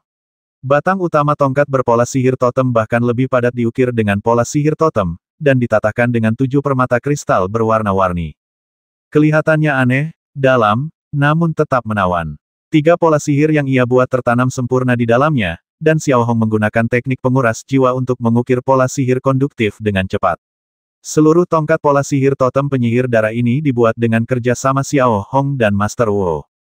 Sambil memegang tongkat totem penyihir darah di tangannya, Tuan Wu tidak dapat menyembunyikan kegembiraan di wajahnya, karena Tuan Wu dapat melihat dengan jelas bahwa tongkat ibel penyihir darah ini lebih baik daripada yang pernah dimilikinya sebelumnya. Ia mengerahkan tenaga penggerak dalam tubuhnya untuk menggerakkan tongkat itu, dan melihat mata tengkorak binatang roh di atas tongkat totem penyihir darah tiba-tiba memancarkan cahaya terang. Pada saat yang sama, 3 pola sihir yang dibuat Xiao Hong juga bersinar terang, membentuk 3 pola energi di sekitar tongkat pola sihir penyihir darah, dan pola-pola di latar belakang bahkan mengelilingi tongkat pola sihir tersebut. Kalau dulu hanya cantik secara umum, sekarang pasti sangat cantik. Xiao Hong, yang sedang berdiri di samping dan mengemasi barang-barangnya, akhirnya menunjukkan ekspresi rileks di wajahnya ketika melihat tongkat rune ajaib di tangan Tuan Wu. Setelah melihat gambar desainnya, Xiao Hong sangat memahami fungsi tongkat rune ajaib penyihir darah. Pola ini sendiri hampir tidak memiliki kekuatan ofensif, tetapi seperti pola tambahan Monai milik Xiao Hong, pola ini dapat meningkatkan efektivitas tempur seluruh tim secara signifikan, yang sangat bagus. Terutama Tuan Wu yang mengenakan jubah merah dan memegang tongkat sihir penyihir darah, dia hampir kembali ke penampilan semula. Saat Xiao Hong dengan hati-hati meletakkan kotak logam dan alat penghisap jiwa ke dalam celah ruang, dia dan Master Wu berjalan keluar ruangan. Sesampainya di sebuah aula, hampir semua anggota pasukan tahanan yang merupakan pengemudi level 5 telah naik ke lantai 5 dan berkonsentrasi pada pelatihan. Mereka yang berjaga di aula, di atap, dan bahkan di halaman semuanya adalah anggota yang berada di puncak level pengemudi. Namun, saat Xiao Hong menuruni tangga dan hendak menikmati makan malam, pola sihir komunikasi bergetar lagi, dan orang yang meminta panggilan adalah Ren Qiu. Ren Qiu, ada apa, tanya Xiao Hong setelah panggilan tersambung. Saya baru saja menerima informasi dari divisi jiwa tempur. Mereka meminta saya untuk memberikan beberapa informasi Anda terlebih dahulu sebelum mereka menyediakan pasokan. Orang-orang yang saya kirim juga memiliki informasi. Artinya, lebih dari 100 orang yang menyelinap ke wilayah Kaukasus semuanya telah mundur dari wilayah Kaukasus. Ren Qiu melaporkan dengan jujur kepada Xiao Hong. Mendengar ini, ekspresi acuh tak acuh Xiao Hong sedikit berubah. Meskipun beritanya sederhana, Xiao Hong bisa merasakan kehati-hatian Wang Geki, komandan divisi jiwa tempur. Namun, Xiao Hong tidak perlu khawatir. Setelah berpikir sejenak, Xiao Hong menatap Scarface, seorang pria berwajah khas, dan memerintahkan, Scarface, bawa tim tempurmu dan cari tempat yang cocok untuk berpose untuk beberapa foto. Ingat, foto-foto itu harus berdarah-darah. Aku mengerti, Scarface menjawab, melambaikan tangan kepada bawahannya, lalu menaiki kudanya yang berkaki besi, perlahan meninggalkan hotel hutan raya, dan mulai berkeliling. Lalu, bagaimana perkembangan pembentukan pasukan terpercaya, tanya Xiao Hong. Tidak terlalu mulus. Termasuk Guimian dan Bayo, aku hanya berhasil mengumpulkan 1.500 orang. Mereka semua berlevel lumayan dan sangat bisa diandalkan, kata Ren Qiu agak malu, lalu mengangkat kelopak matanya dan menatap Xiao Hong dengan tatapan memelas. Bahkan tanpa berkata sepatah kata pun, ia tahu apa maksudnya. Kecuali Guiman dan Bayuo, bawalah 1.500 orangmu kepadaku. Xiao Hong berpikir sejenak dan memberi instruksi kepada Ren Qiudao. Setelah memutuskan kontak dengan Ren Qiu, Xiao Hong langsung mengirim permintaan panggilan ke Pingbo, satu-satunya orang Lord Daeron di antara serangga berkepala 8. Saat bayangan Pingbo muncul di hadapan Xiao Hong, secerca kegembiraan terpancar dari ekspresi Pingbo yang awalnya acuh tak acuh. Seperti yang sudah kukatakan sebelumnya, meskipun tentara tahanan adalah musuh mereka sebelumnya, sebagian besar anggota tentara tahanan berasal dari Lord Daeron. Selama ini masih terjadi, tak perlu dikatakan lagi. Tuan, apakah Anda mencari saya? Tanya Pingbo sopan ketika melihat Xiao Hong. Aku benar-benar ingin tahu berapa banyak orang dari Lord Daeron yang ada di Anisasi Red Sen, tanya Xiao Hong langsung ke intinya. Sekitar 1.800 orang, semuanya di bawah komandoku, jawab Pingbo. Setelah mendengar ini, Xiao Hong berhenti sejenak, mengangguk, lalu bertanya, seberapa besar kekuatan pendorong orang-orang ini? Karena kondisi rata-rata di sini, meskipun mereka semua berbakat, sebagian besar tingkat kemampuan mengemudi mereka hanya bisa dianggap di atas rata-rata. Tingkat kemampuan mengemudi umumnya berkisar dari level 1 atau 2 untuk pengemudi hingga level 4 atau 5 untuk pengendara. Pingbo menanggapi, dengan sedikit rasa malu dalam kata-katanya. Lagi pula, dibandingkan dengan pasukan tawanan di bawah Xiao Hong, orang-orang Lord Daeron di bawah Pingbo tampak jauh lebih biasa-biasa saja. Baiklah, sekarang bawa semua orang dari Lord Daeron ke sini. Aku berencana membentuk pasukan terpercaya di sini. Mulai sekarang, kalian harus mematuhi perintah Ren Qiu. Ekspresi Xiao Hong berubah sedikit serius dan ia pun memberi perintah. Mendengarkan Ren Qiu, bukankah ini perintahmu? Kata Pingbo dengan sedikit terkejut. Patuhi perintah Ren Qiu. Itu artinya patuhi perintahku, tambah Xiao Hong. Saya mengerti, Pak. Saya akan segera mulai, jawab Pingbo, lalu dengan hati-hati memutuskan sambungan. 1 jam kemudian, saat Xiao Hong dan yang lainnya selesai makan, Scarface telah kembali dan meletakkan pola sihir gambar di tangan Xiao Hong. Ini dibagi menjadi 3 adegan, dengan lebih dari 200 gambar. Kamu bisa pilih sendiri, bos, kata Scarface kepada Xiao Hong. Xiao Hong tidak menanggapi, lalu mengaktifkan pola sihir gambar. Ia hanya melihat hutan di foto itu. Scarface dan yang lainnya mengenakan jaket bulu serigala yang berlumuran darah. Di sekeliling mereka terdapat mayat-mayat yang diikat pita putih. Total ada lebih dari 60 foto seperti itu. Kemudian, di sebuah kabin kecil di pegunungan, Scarface dan teman-temannya terlihat menyantap daging panggang dengan lahap. Adegan itu diambil dari jarak yang sangat jauh, dan terdapat banyak sekali foto serupa. Tak lama kemudian, Xiao Hong mengeluarkan 7 atau 8 gambar yang tidak jelas, tidak buram. Singkatnya, gambar-gambar itu sempurna, dan divisi jiwa tempur tidak menemukan masalah apapun. Kemudian dia memasukkan pola gambar ajaib ke dalam alat cetak, dan potongan-potongan kertas gambar pun muncul di tangan Xiao Hongle. Sementara Xiao Hong sibuk, 1.500 orang yang dikumpulkan oleh Ren Qiu juga tiba di luar hotel hutan besar, semuanya berpakaian kasual. Kemampuan mengemudi mereka mirip dengan orang-orang Lord Daeron yang dipimpin Pingbo, mulai dari master level 1 atau 2 hingga pengemudi level 4 atau 5. Tingkat kekuatan kendali ini sebenarnya tidak layak disebut-sebut di hadapan tentara tahanan atau bahkan Liga Assassin. Namun, di dunia militer, jika kita berbicara tentang tingkat kekuatan kendali ini, meskipun belum mencapai tingkat pasukan level A, sangat mungkin untuk mencapai tingkat pasukan super level B. Jika saja ia dilengkapi dengan perlengkapan yang canggih, ia akan mampu berdiri sendiri, tetapi hal ini masih jauh dari persyaratan Xiao Hong. Sesampainya di pintu masuk Hotel Hutan Agung, Xiao Hong melirik para prajurit kepercayaannya yang berdiri dengan tatapan mata yang penuh hormat. Ekspresinya tidak banyak berubah, tetapi ia perlahan mengalihkan pandangannya ke seorang anggota pasukan tawanan di sebelahnya. Anggota pasukan tawanan ini bukan dari Lord Daeron. Pupil matanya berwarna abu-abu kehitaman. Ia sebelumnya orang Asia, tetapi telah sepenuhnya ditinggalkan oleh orang-orang Asia. Namanya Men, seorang instruktur Ibel. Ia telah membuat beberapa prajurit kelelahan hingga tewas selama pelatihan, dan akhirnya kehilangan pangkat militernya. Ia juga dikucilkan oleh rekan-rekannya dan akhirnya dikirim ke sini. Men, orang-orang ini, dan nanti akan ada 1.800 orang dari Lord Daeron, semuanya diserahkan kepadamu. Beri mereka pelatihan khusus selama sebulan. Xiao Hong memberi perintah kepada Men, yang tampak garang. Entahlah, bos, intensitas latihan seperti apa yang kau inginkan dan prajurit seperti apa yang kau inginkan, tanya Mente pada Xiao Hong. Kau tentukan sendiri intensitas latihannya. Lalu, Prajurit seperti apa yang seharusnya kita miliki singkatnya, mampu bertempur. Xiao Hong memberi perintah sederhana. Kalau begitu saya mengerti. Namun, saya masih berharap bos bisa memberi saya wewenang penuh selama masa pelatihan, lanjut Men. Tentu saja, kata Xiao Hong tanpa ragu. Tepat saat Men berkomunikasi dengan Xiao Hong, Pingbo memimpin 1.800 orang Lord Daeron, juga menatap malam, dan datang ke pintu masuk hotel hutan besar. Tuan, hampir semua orang dari Lord Daeron di wilayah Kaukasus telah tiba. Pingbo datang di depan Xiao Hong dan membungkuk sedikit. Bagus sekali. Mulai hari ini, kalian semua akan dibentuk menjadi pasukan inti dan menjalani pelatihan khusus yang mengerikan selama 1 bulan. Setelah pelatihan khusus dimulai, kalian tidak akan punya hak untuk menyerah. Kuharap kalian siap. Xiao Hong melirik Pingbo dan berkata lembut. Tidak masalah, penduduk Lord Daeron tidak pernah kekurangan tekad, jawab Pingbo dengan tegas. Aku percaya padamu dan aku percaya pada rakyat Lord Daeron. Xiao Hong hanya mengucapkan kalimat itu lalu berbalik dan memasuki hotel hutan raya. Pada saat yang sama, Men perlahan-lahan berdiri di depan prajurit-prajurit kepercayaan ini dan mulai memperkenalkan dirinya secara singkat dan prinsip-prinsip dasar pelatihan. Ketika Xiao Hong kembali memasuki aula, ia meninggalkan pasukan kepercayaannya begitu saja.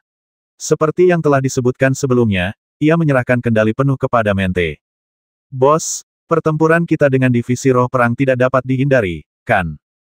Tepat saat Xiao Hong memasuki aula, Kelebo, yang telah menyelesaikan 1 jam latihan, datang kepada Xiao Hong dan bertanya dengan suara rendah. Tentu saja, Xiao Hong menjawab tanpa banyak perubahan ekspresi. Lalu, pernahkah kau berpikir bahwa setelah pertempuran ini, siapapun yang menang atau kalah, pasti akan membuat kerajaan Gao Xiangzenyi membuat langkah besar di wilayah Kaukasus, dan setelah kita pergi, situasinya akan menjadi lebih serius, Korebo melanjutkan. Aku tahu itu. Ini mungkin salah satu alasan untuk melatih pasukan terpercaya, jawab Xiao Hong. Tetapi apakah itu cukup, lanjut Kolebour. Pada titik ini, Xiao Hong hampir mengerti maksudnya. Ia tersenyum dan berkata, apakah kamu punya ide bagus? Bos, tolong lihat ini dulu, kata Korebo, lalu langsung mengeluarkan peta geografis wilayah Kaukasus. Seluruh wilayah Kaukasus memiliki bentuk trapesium sedikit terbalik, dengan pegunungan dan tebing bergelombang di sekelilingnya. Suatu hari saya tidak sengaja melihat peta geografis wilayah Kaukasus. Saya terkejut menemukan bahwa ini jelas merupakan lingkungan yang sempurna untuk membangun benteng super, kata Korebo bersemangat, lalu mengeluarkan gambar lain. Gambar ini berisi gagasan umum Korebo tentang pembangunan benteng. Selama benteng pertahanan ini bisa dibangun, pasti akan ada situasi di mana satu orang bisa menghalangi jalannya 10.000 orang, lanjut ke Leibo.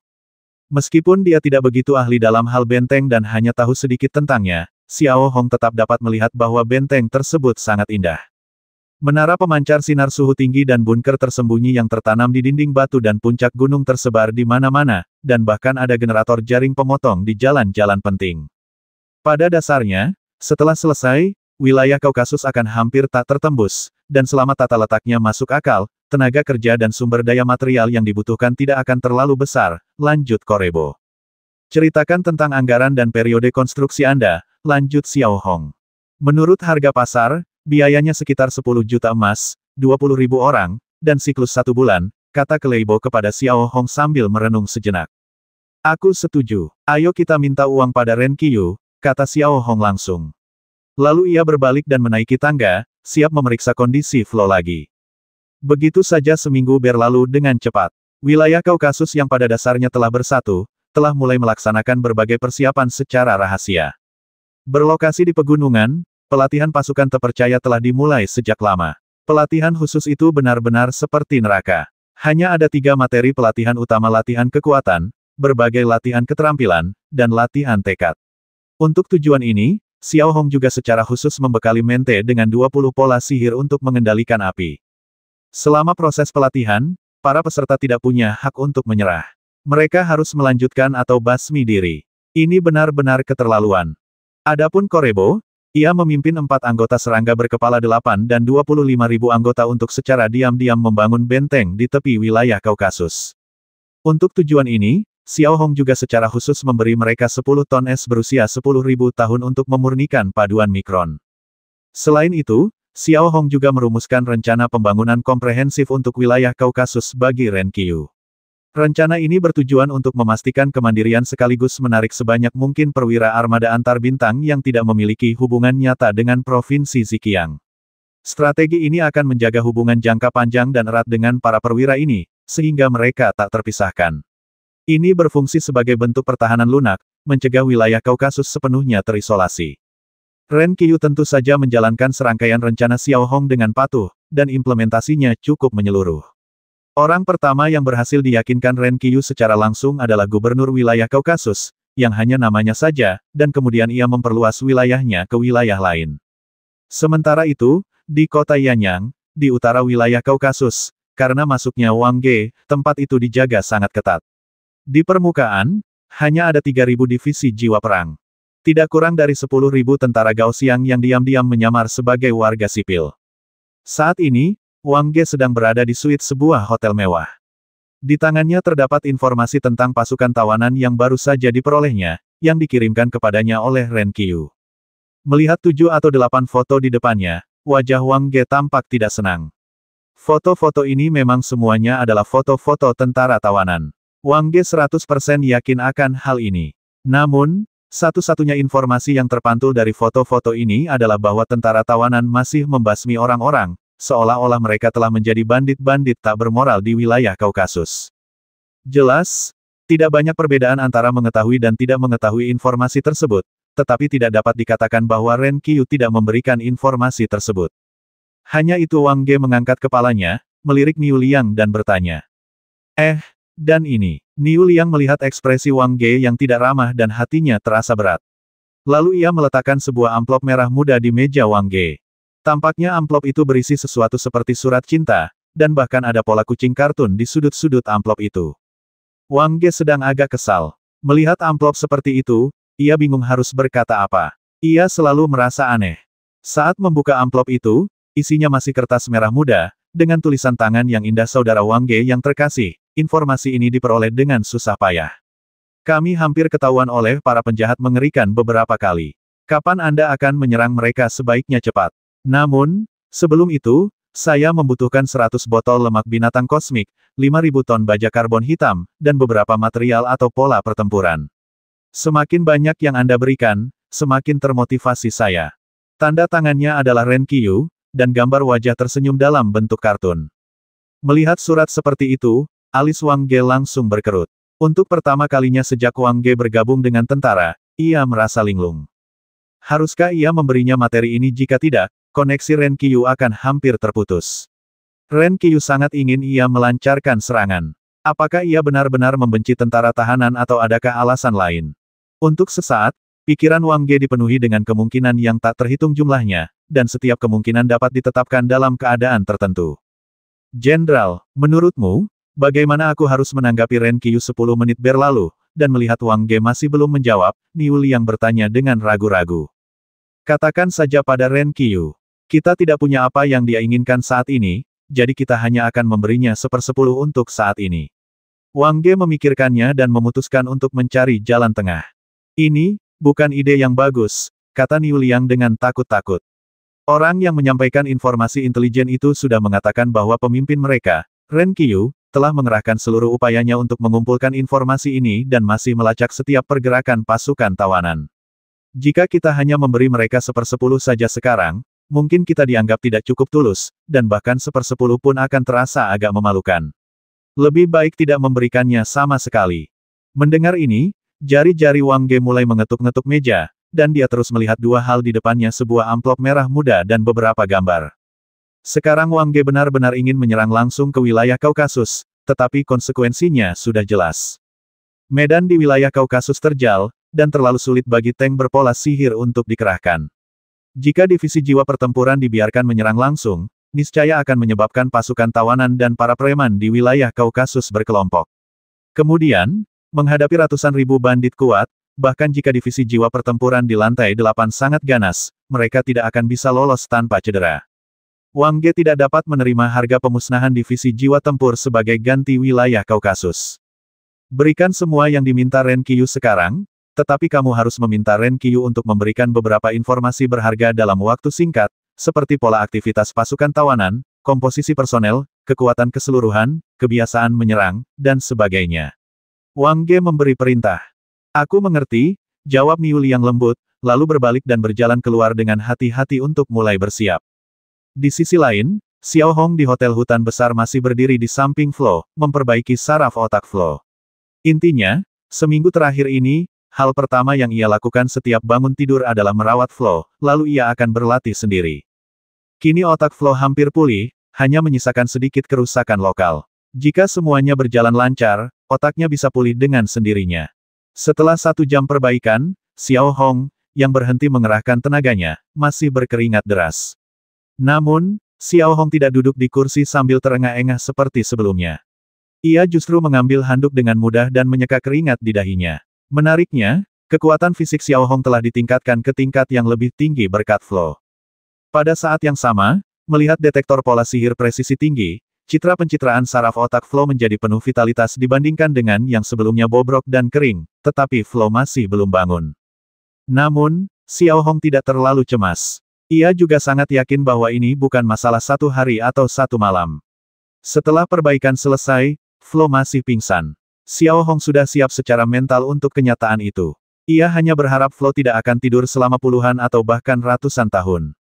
Satu-satunya hal yang patut disyukuri saat ini adalah nyawa Flo telah terselamatkan sepenuhnya.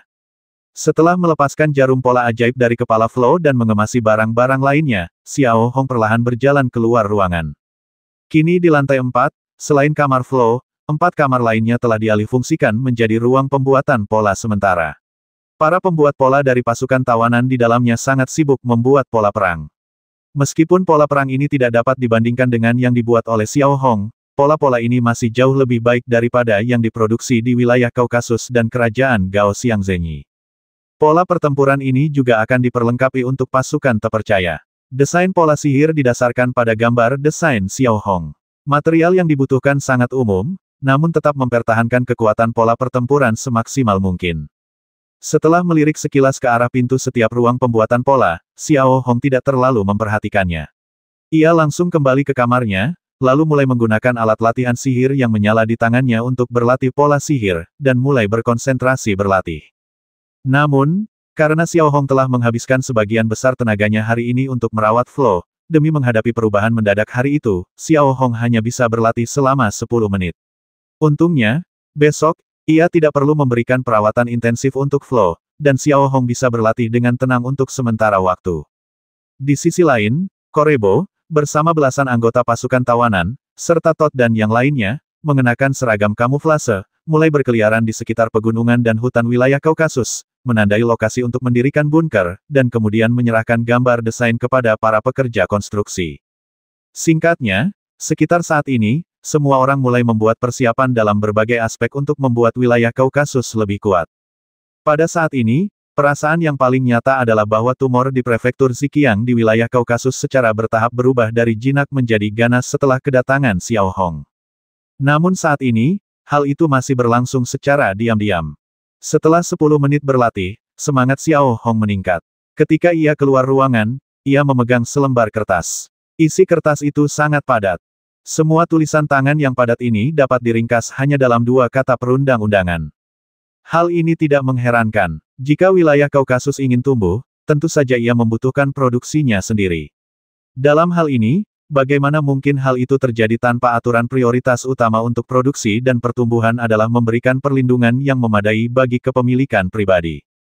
Tentu saja, hukum di wilayah Kaukasus pada dasarnya didasarkan pada moralitas dan akal sehat, yaitu, seseorang harus membayar dengan nyawanya dan utang harus dilunasi.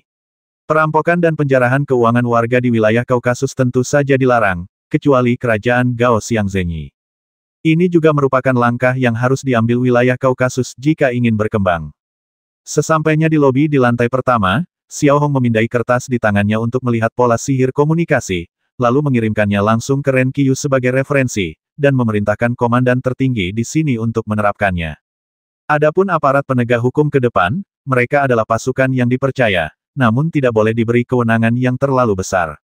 Setelah memberikan semua instruksi ini, Xiao Hong berbalik lagi dan memasuki ruang pembuatan polanya untuk melanjutkan membuat pola pertempuran untuk pasukan tawanan. Kini setiap prajurit tawanan memiliki 4 pola pertempuran, salah satunya adalah pola pertempuran defensif, yang masih sedikit kekurangan perlengkapan yang memadai. Selain itu, Xiao Hong juga berencana untuk melengkapi setiap prajurit tawanan dengan kacamata berpola sihir tambahan dengan fungsi penglihatan malam yang canggih. Ini juga merupakan salah satu perlengkapan penting bagi pasukan pendaratan antar bintang Kekaisaran Gadu. Xiao Hong juga sangat jelas dalam pikirannya bahwa periode tinggal di wilayah Kaukasus kemungkinan besar adalah saat terakhir penguatan sebelum pergi ke Provinsi Langit. Memasuki belahan bumi utara akan menjadi ujian tanpa akhir. Tepat ketika Xiao Hong, pasukan tawanan, dan bahkan seluruh wilayah Kaukasus sedang sibuk, sebuah kapal pengangkut pasukan berpola sihir yang sangat mewah di kota Shengzi, ibu kota kerajaan Gao Xiangzhenyi, telah naik ke langit di bawah pengawalan 200 jet tempur berpola sihir dan langsung menuju kota Bayo, ibu kota provinsi Zhejiang. Selain 1000 pengawal yang sangat terampil, kapal pengangkut pola ajaib ini juga membawa 3 pejabat tinggi dari negara kebenaran sejati Gao Xiang. Yang paling terkemuka di antara mereka adalah Gao Longwen, pendeta semu dari negara kebenaran sejati Gao Xiang. Di atas kapal juga terdapat An Sangwu, wakil komandan militer belahan utara Bintang Ibel, dan wakil ketua komite patroli negara kebenaran sejati Gao Xiang. Faktanya, kelompok orang ini adalah tim inspeksi yang disebutkan Han Seng akan segera dikunjungi.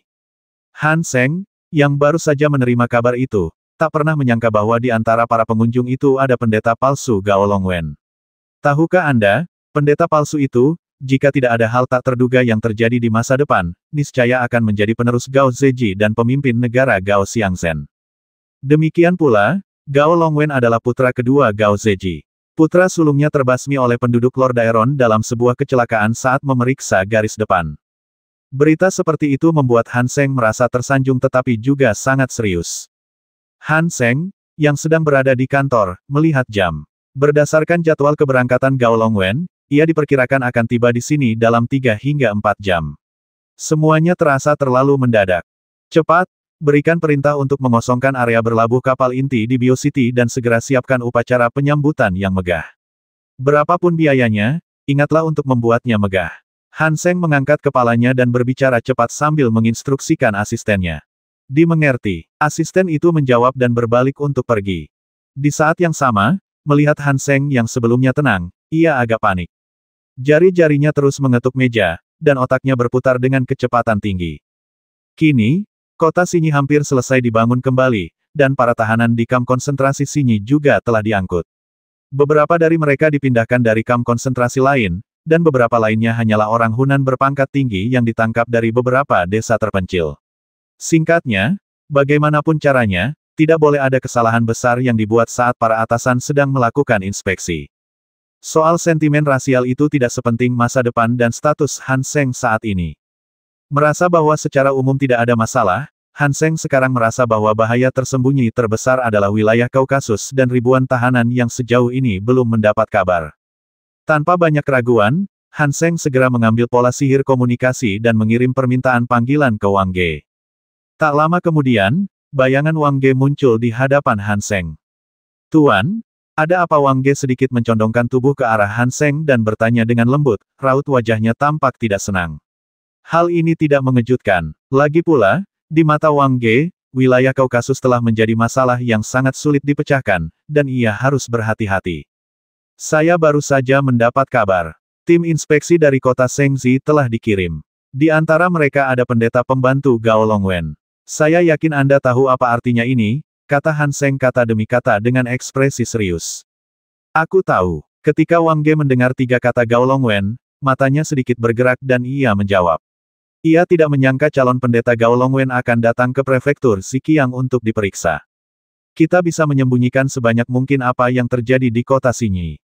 Lagi pula, mustahil menyembunyikan semuanya. Saat ini, satu-satunya cara kita bisa menebus kesalahan adalah dengan membasmi sebanyak mungkin tahanan yang melarikan diri selama inspeksi setengah bulan untuk menunjukkan kekuatan dan ketegasan negara Zhejiang. Selain itu, jika kita bisa sepenuhnya membasmi wilayah Kaukasus, yang tak tergoyahkan oleh beberapa gubernur lain dalam beberapa dekade terakhir, itu pasti akan menjadi pencapaian yang luar biasa." Han Seng berkata dengan secercah cahaya di raut wajahnya yang tegas. "Tentu saja aku tahu itu. Tapi, tidak ada tapi. Ini kesempatan kita." Sebelum Wang Ge sempat menyelesaikan kata-katanya, Han Seng menyela, "Sekarang, Aku perintahkan kau untuk menghabisi para tahanan yang telah menyusup ke wilayah Kaukasus, dan bahkan seluruh wilayah Kaukasus, paling lama dalam waktu 2 minggu. Kau harus menunjukkan sisi terkuat kita di hadapan Gao Longwen. Tuanku, ini agak sulit, karena kita harus mencari tahu detail wilayah Kaukasus dan kekuatan para tawanan itu, kata Wang Ge dengan ekspresi serius. Ketika menghadapi kesulitan, kita harus belajar mengatasinya. Jadi, berapa orang yang kamu miliki sekarang? Han Seng melanjutkan bertanya. 25.000 orang, jawab Wang Ge jujur. Baiklah, aku akan mengerahkan 50.000 orang lagi untukmu. Cukup singkatnya, kita harus menguasai wilayah Kaukasus dengan segala cara, bahkan jika itu berarti mengorbankan tentara. Kau harus tahu bahwa ini adalah kesempatan besar bagimu dan aku untuk bergerak menuju cahaya tak terbatas, kata Han Seng dengan suara sedikit gemetar, seperti seorang penjudi yang menghadapi jackpot. Wang Ge tentu saja mengerti maksud dan suasana hati Han Seng, jadi dia hanya bisa mengangguk tak berdaya dan memutuskan untuk melakukan apa yang diperintahkan. Bagus sekali, ingat, kali ini semua tergantung padamu. Ini kesempatan, kau harus memanfaatkannya. Han Seng memberi instruksi lagi, lalu memutus komunikasi. Kemudian ia segera bangkit dan, terlepas dari segalanya, pergi mempersiapkan upacara penyambutan yang megah dan megah. Di sisi lain, ekspresi Wang Ge di kota Yanyang berubah ketika mendengar ini. Ia mengubah rencana awalnya yang hati-hati dan menggunakan taktik gelombang manusia yang kurang matang, yang sama sekali bukan keahlian Wang Ge. Tapi coba pikirkan, di depan Gao Longwen, memberantas penyakit membandel Gao Xiangzhen di negeri ini akan menjadi pencapaian yang luar biasa. Apalagi di depan calon pendeta, hal itu pasti akan membuatnya terkesan. Mungkin Gao Longwen akan senang dan memindahkannya langsung ke belahan bumi utara dan mengangkatnya ke posisi penting. Karena ada provinsi langit di belahan bumi utara, nilai perwira dan berbagai perlakuan di belahan bumi utara jauh lebih tinggi daripada di belahan bumi selatan. Berikan perintah, jangan tunda, berikan semua yang diminta Ren Qiu, lalu katakan padanya bahwa dia harus mendapatkan semua informasi yang kuinginkan dalam seminggu. Selain itu, beri tahu orang-orang kita untuk bersiap melancarkan serangan besar-besaran ke wilayah Kaukasus kapan saja. Wang Ge memberi instruksi kepada Niu Liang kata demi kata. Baik, Tuan. Niu Liang menjawab dan berbalik untuk keluar. Di sisi lain, Xiao Hong tidak menyadari perubahan mendadak di negara Ziqiang. Saat ini, yang bisa dilakukan Xiao Hong hanyalah mencapai tujuannya dengan kecepatannya sendiri. Tujuannya adalah untuk sepenuhnya menstabilkan wilayah Kaukasus dan memungkinkan Korebo menyelesaikan pembangunan garis pertahanan Konya. Sedangkan untuk pasukan tawanan itu sendiri, mereka semua harus mencapai level puncak Master of Control dan membekali mereka dengan pola pertempuran yang sangat baik sebisa mungkin. Tepat ketika Xiao Hong mulai berkonsentrasi membuat pola pertempuran tingkat kelima untuk Master Control di ruangan itu, pola sihir komunikasi di sebelah Xiao Hong tiba-tiba bergetar, dan orang yang meminta panggilan adalah Ren Qiu. Ren Qiu, ada apa? Setelah panggilan tersambung, Xiao Hong bertanya tanpa mengubah ekspresinya. Baru saja, Niu Liang tiba-tiba mengirimkan pemberitahuan, memutuskan untuk menyediakan barang-barang yang diminta oleh Anisasi Pita Putih 3 hari sebelumnya.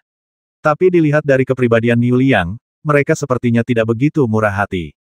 Aku selalu merasa ada yang salah dengan ini, tapi aku tidak tahu apa itu, kata Ren Qiu kepada Xiao Hong dengan wajah serius. Mendengar ini, ekspresi Xiao Hong tiba-tiba sedikit berubah. Meskipun Xiao Hong tidak yakin, ia memahaminya secara inersia, dan transaksi itu dilakukan lebih awal, seolah-olah terburu-buru. Mungkinkah divisi jiwa pertempuran akan segera dikirim, gumam Xiao Hong pelan, tetapi ia tidak yakin. Namun, lebih baik tetap waspada. Jangan khawatirkan hal lain untuk saat ini. Ayo kita ambil barang-barangnya dulu. Kita sangat membutuhkan bahan-bahan itu. Juga, perintahkan semua pasukan tempur di wilayah Kaukasus untuk bersiaga. Xiao Hong memberi instruksi kepada Ren Qiu. Mengerti. Ren Qiu menjawab dan kemudian memutus komunikasi. Meletakkan pola sihir komunikasi, Xiao Hong tidak melanjutkan membuat pola pertempuran, tetapi malah memfokuskan pandangannya pada peta wilayah Kaukasus di sampingnya dan mulai merenung. Fokus utamanya adalah menganalisis bentuk geografis seluruh wilayah Kaukasus dan cara menerapkannya sepenuhnya. Kota Bayo. Hanya beberapa jam kemudian, area berlabuh kapal utama di Bio City dihiasi dengan lampu dan warna-warni.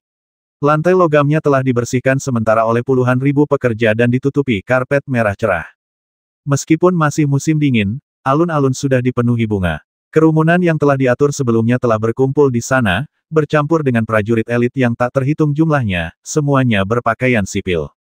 Pada saat ini, Han Seng yang tiba di tepi area berlabuh kapal inti dengan mobil khusus, tampak kurang lebih gelisah dan gugup. Kalau cuma tim inspeksi biasa, pasti mudah ditangani. Mereka bisa lolos dengan keramahan tanpa batas asalkan tidak ada kesalahan besar. Tapi Gao Longwen datang langsung keramahan saja tidak akan efektif. Apa yang Gao Longwen butuhkan Han Seng bisa mengerti bahwa itu adalah sebuah pencapaian. Tentu saja, Han Seng yang cerdik telah mempersiapkan diri untuk ini. Meskipun Seng Zicheng tidak mengatakannya, kemungkinan besar begini biarkan Gao Longwen datang saat ini. Di bawah kepemimpinan Gao Longwen, penyakit utama Gao Xiangzhenyi akan lenyap sepenuhnya seperti pohon dan kayu lapuk, menunjukkan kekuatan dan keberaniannya. Tak lama kemudian, di angkasa, kapal pengangkut pasukan berpola sihir yang mewah itu muncul dan membesar sedikit demi sedikit, dikawal lebih dari 200 jet tempur berpola sihir, hingga akhirnya melayang tepat di atas area berlabuh kapal. Kemudian, perlahan-lahan berlabuh di area berlabuh kapal yang telah ditentukan. Setelah menunggu sekitar 10 menit, 1000 prajurit elit Saint Purple keluar dari kapal pengangkut pasukan pola sihir dan mengambil posisi masing-masing. Baru setelah itu, palka utama kapal pengangkut pasukan perlahan terbuka.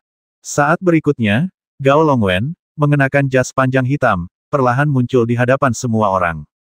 Dia tampak agak gemuk, dengan rambut pendek dan tersisir rapi, mata kecil dan kelopak mata tunggal, khas orang Gao Xiang, dan dia tidak terlalu tinggi. Saat pintu terbuka penuh, Gao Longwen tersenyum sangat ramah dan kemudian melambaikan tangan kepada semua orang. Tepat saat Gao Longwen melambaikan tangannya, seluruh orang di area tambatan kapal bersorak-sorai tanpa henti, dan suara selamat datang terdengar silih berganti. Beberapa warga Gao Xiang bahkan meneteskan air mata kegembiraan di wajah mereka yang kering. Adapun Han Seng, ekspresi gugupnya telah sepenuhnya memudar, digantikan oleh ekspresi hikmat dan hormat. Ia kemudian melangkah ke arah Gao Longwen dan membungkuk dalam-dalam, 90 derajat penuh. Salam, Tuan Gao Longwen. Terima kasih telah datang langsung dari jauh untuk memahami kehidupan masyarakat di prefektur Ziqiang. Ini adalah berkah bagi seluruh rakyat dan bagi Gao Xiang, ujar Han Seng kepada Gao Longwen dengan penuh hormat. Beberapa pengikut di belakangnya juga tampak hormat. Gubernur Han, Anda tidak perlu sopan. Demi rakyat Gao Xiang, saya rela melewati api dan air, bahkan mati. Gao Longwen masih terus tersenyum, lalu mengulurkan tangannya yang putih dan halus, dan membantu Han Seng berdiri sedikit demi sedikit. Setelah itu, ia mengobrol dengan Han Seng untuk beberapa patah kata lagi. Gao Longwen tidak tinggal lama di sana, melainkan langsung masuk ke dalam mobil berpola sihir berperlindungan tinggi dan pergi dari sana di bawah perlindungan pengawal pribadinya. Tempat menginap Gao Longwen adalah hotel paling makmur di kota Bio Hotel SCO, yang juga dibangun khusus untuk resepsi. Tangganya berbentuk setengah lingkaran dan dikelilingi tembok-tembok tinggi. Di halaman yang mewah, pohon pinus dan cemara berdiri berdampingan. Di tengahnya, terdapat air mancur raksasa yang menyemburkan air jernih bahkan di musim dingin. Hal ini sangat kontras dengan lingkungan sekitarnya yang rusak. Di bawah pengawalan sekelompok orang, Gao Longwen memasuki sebuah ruangan yang sangat mewah. Di belakangnya, selain pengawal pribadi Gao Longwen, hanya ada Han Seng. Kali ini saya datang langsung ke sini, bukan hanya karena ada beberapa kecelakaan kecil di kamp konsentrasi Xinyi, tetapi juga untuk tujuan lain, yaitu wilayah Kaukasus. Perlu Anda ketahui bahwa planet Ibel ini diberikan kepada ras Gao Xiang yang agung oleh Dewa Ogus. Tak 1 sentimeter pun tanah boleh hilang. Memang ada masalah, tetapi wilayah Kaukasus ini telah ada selama beberapa dekade. Ini sungguh tak terbayangkan. Gao Longwen perlahan duduk di kursi kayu yang indah dan berbicara kepada Han Seng kata demi kata. Nada suaranya sangat ringan, tetapi penuh dengan rasa superioritas dan arogansi. Di sisi lain, Han Seng sedikit mencondongkan tubuh ke depan, wajahnya penuh rasa hormat dan gugup, tetapi saat mendengar Gao Longwen mengatakan itu, hatinya tak kuasa menahan diri untuk tidak tergerak. Dari detail kata-kata Gao Longwen, Han Seng dapat memahami bahwa kecelakaan kecil di kamp konsentrasi Xinyi hanyalah insiden kecil, tujuan sebenarnya tetaplah wilayah Kaukasus. Untungnya, Han Seng telah melakukan persiapan sebelumnya. Tenanglah, Tuan. Dengan kepemimpinan Anda yang bijaksana, wilayah Kaukasus akan sepenuhnya terbebas dari kekacauan dalam waktu setengah bulan, dan rakyat akan hidup dalam damai dan sejahtera. Han Seng mengikuti kata-kata Gao Longwen dan, baik sengaja maupun tidak, menghindari kamp konsentrasi Xinyi. Melihat Han Seng seperti ini, Gao Longwen tersenyum tipis, namun senyumnya sangat ringan dan acuh tak acuh.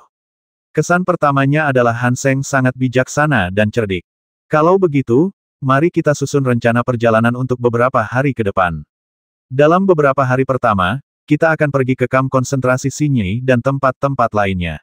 Setengah bulan kemudian, kita akan pergi mengawasi perang di wilayah Kaukasus. Bagaimana menurutmu, kata Gao Longwen lembut, sambil menatap Han Seng yang sedikit membungkuk. Yang mulia akan mengawasi pertempuran ini secara langsung. Para prajurit Gao Xiang yang hebat pasti akan tak terkalahkan dan berjaya. Saat itu, lantai 8 akan menjadi akhir wilayah Kaukasus. Terlebih lagi, saya telah mengerahkan hampir 100.000 orang di wilayah Kaukasus. Yang kami butuhkan hanyalah perintah Anda. Han Seng menjawab dengan cepat. Kau melakukan pekerjaan yang hebat, dan aku sangat menghargaimu, kata Gao Longwen dengan suara rendah, masih mempertahankan senyum tipisnya. Mendengar ini, Han Seng tak kuasa menahan rasa senangnya dan buru-buru berkata lagi, terima kasih atas apresiasinya, Tuan. Kalau tidak ada yang lain, saya permisi dulu. Gao Longwen tidak menjawab. Ia hanya mengangkat tangannya sedikit dan melambaikannya dengan lembut. Melihat Han Seng berjalan keluar dari kamar Gao Longwen, dia menyeka keringat di dahinya dan sekali lagi bergegas maju, mengerahkan pasukan dari semua sisi dan kemudian menghubungi Wang Ge lagi, memintanya untuk bersiap sesegera mungkin dan berulang kali mendesaknya untuk melakukannya. Dapat dikatakan bahwa Wang Ge juga sedikit cemas saat ini, tetapi Gao Longwen datang, dan melihat penampilan Han Seng, tidak mudah untuk menunda apapun, jadi dia hanya bisa mengangguk setuju. Jelas, saat ini, karena keterbatasan waktu, Wang Ge tidak bisa lagi bertindak sesuai rencana semula. Ia hanya bisa terus menyederhanakan rencananya dan mereduksi rangkaian sistem serangan kompleks sebelumnya menjadi serangan gabungan dengan White Ribbon, menyerang wilayah Kaukasus, dan kemudian menghancurkan anisasi White Ribbon. Mengenai arah serangan, satu di utara dan satu di barat, total 75.000 orang dimobilisasi. Ini telah menjadi operasi militer berskala besar. Dengan cara ini, 10 hari berlalu dengan cepat. Xiao Hong dan yang lainnya telah tinggal di wilayah Kaukasus selama hampir 20 hari. Di antara anggota pasukan tawanan, sekelompok orang telah mencapai puncak master mengemudi. Bahkan Wang Jun telah memasuki jajaran master mengemudi tingkat kelima. Akhirnya, mereka terbebas dari rasa malu menjadi satu-satunya master mengemudi di tingkat keempat, dan mencapai jumlah orang di atas puncak master mengemudi, dan 32 orang di master mengemudi tingkat kelima. Selama periode yang sama, Xiao Hong juga menciptakan 100 pola pertempuran tingkat puncak Master of Control dan menyuntikkannya ke pasukan tahanan. Adapun Xiao Hong sendiri, tenaga pendorongnya juga telah meningkat pesat dalam beberapa hari terakhir, hingga 500. Tenaga pendorong dalam tubuhnya telah mencapai 15.566. Meskipun masih jauh dari tingkat kedua sang master penggerak hebat, Xiao Hong sudah mulai bergegas ke arah itu. Saat ini, Xiao Hong sedang berdiri di lobi lantai 1 Hotel Great Forest. Seluruh lobi kini dilengkapi dengan beberapa layar cahaya raksasa, yang menampilkan peta deteksi komprehensif wilayah Kaukasus. Ini juga merupakan sistem deteksi holografik yang baru saja diselesaikan Korebo. Pada dasarnya, setiap pergerakan di wilayah Kaukasus akan terekam di layar cahaya ini. Sedangkan untuk proyek pertahanan lainnya, lebih dari 60% telah selesai. Pada dasarnya, setiap tempat di wilayah Kaukasus yang perlu dilindungi dilengkapi dengan balok pelindung dan bunker pertahanan. Demikian pula, Ren Qiu juga menyebarkan propaganda kepada kekuatan kecil dan menengah. Isinya sangat sederhana: jika ingin bertahan hidup, kita harus bersatu. Bos, ini informasi yang dikumpulkan oleh tim intelijen Ren Qiu. Tuan Wu tiba-tiba datang ke sisi Xiao Hong dan mengaktifkan pola sihir informasi di tangannya. Intelijen dengan jelas menyatakan bahwa telah terjadi mobilisasi militer besar-besaran di prefektur Ziqiang, negara bagian Gaoxiang Zhenyi. Terdapat 45.000 pasukan Gaoxiang lainnya di wilayah Kaukasus bagian barat, dan juga terdapat beberapa di kota Yanyang di utara, tetapi jumlahnya tidak diketahui. Kenapa aku mulai punya firasat mobilisasi besar-besaran seperti ini? Sepertinya bukan hanya untuk kita, tapi juga untuk menghancurkan wilayah Kaukasus sepenuhnya. Lagi pula, Provinsi Ziqiang menderita kerugian besar di kamp konsentrasi Xinyi dan belum pulih, tapi mereka akan melancarkan operasi militer besar-besaran.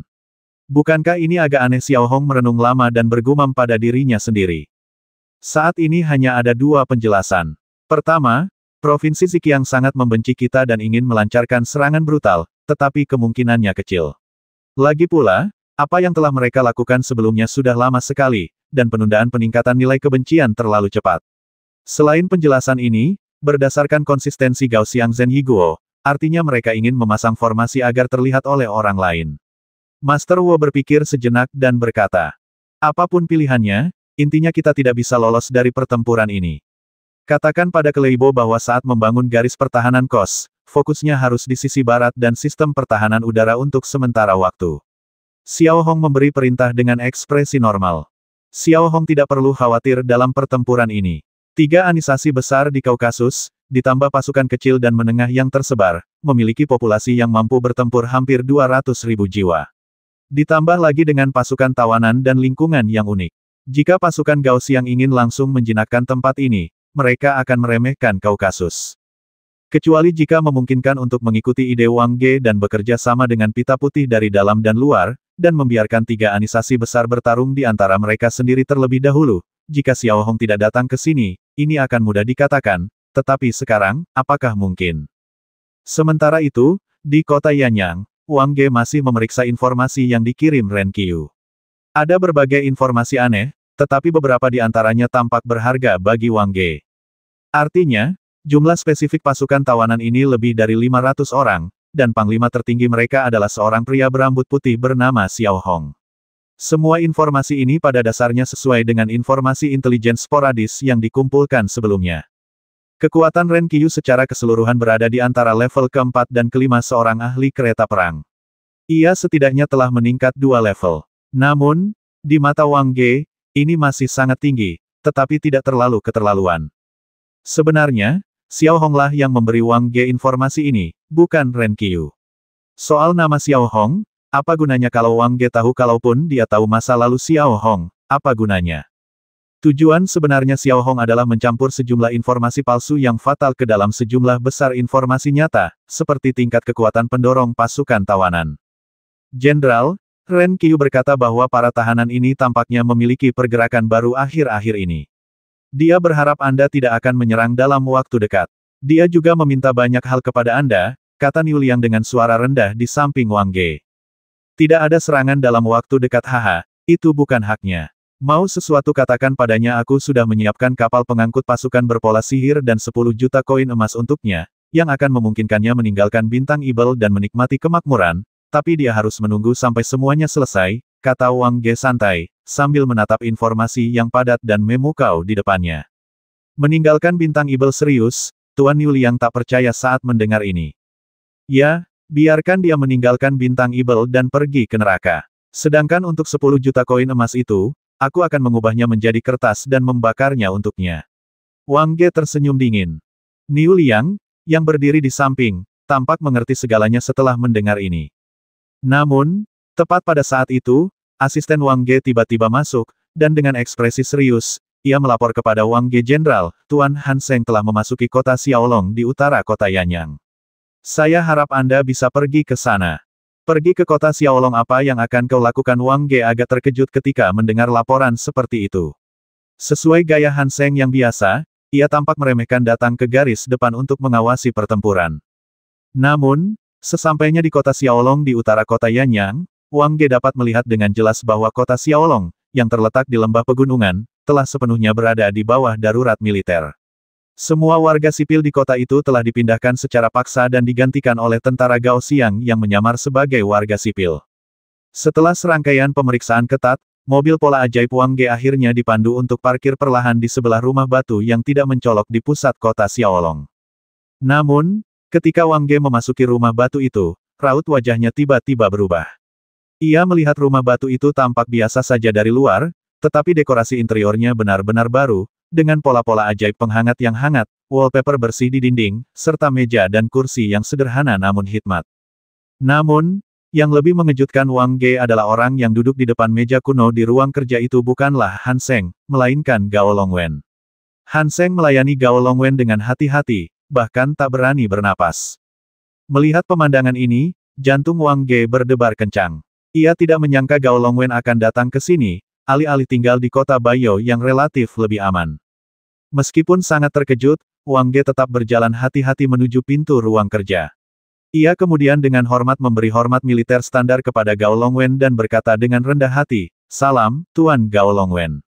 Saya tidak tahu Anda ada di sini secara langsung. Saya harap Anda memaafkan kedatangan saya yang tiba-tiba."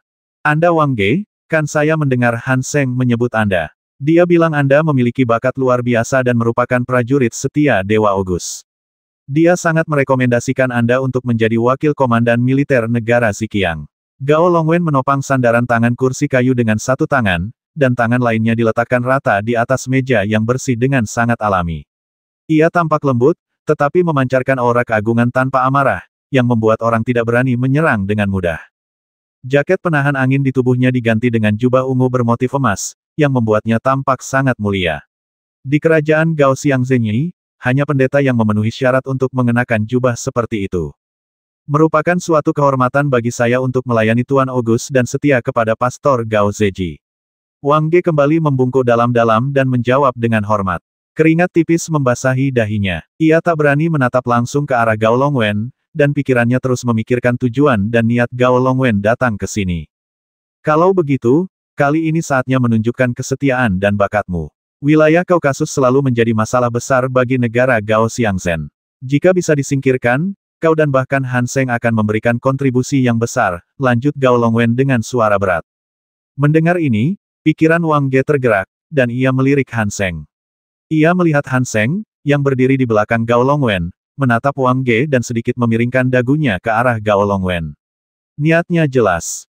Bakat saya tak tertandingi, Tuan. Anda bisa datang langsung ke garis depan untuk mengawasi pertempuran, dan para prajurit Provinsi Ziqiang tentu akan lebih termotivasi.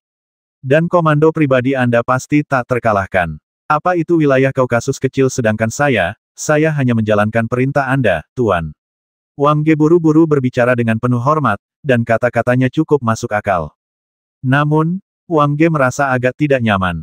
Seharusnya ini adalah perang yang brutal dan kejam, tetapi dengan tindakan Gao Longwen, pertempuran itu seolah menjadi latihan, dan membasmi musuh hanya akan menjadi tontonan. Pertempuran itu tidak hanya harus dimenangkan, tetapi juga harus diperjuangkan dengan indah, tanpa kesulitan apapun. Jika tidak, bagaimana mungkin perintah bijak Gao Longwen dapat ditunjukkan? Perilaku Gao Longwen tidak banyak berubah ketika dia mendengar ini, dan dia sangat senang dengan kata-kata Wang Ge. Kalau begitu, aku perintahkan kalian sekarang untuk mengambil alih wilayah Kaukasus dalam waktu 4 hari. Seberapa sulitkah itu? Gao Longwen merenung sejenak dan memberi perintah. Tidak, saya akan mematuhi Anda dalam segala hal, Tuan, kata Wang Ge kaku. Sebenarnya, akan jauh lebih sulit untuk menguasai wilayah Kaukasus dalam 4 hari. Lagi pula, penyelidikan Wang Ge terhadap anisasi pita putih belum selesai, dan pasukan yang menyusup ke wilayah Kaukasus belum dijalankan.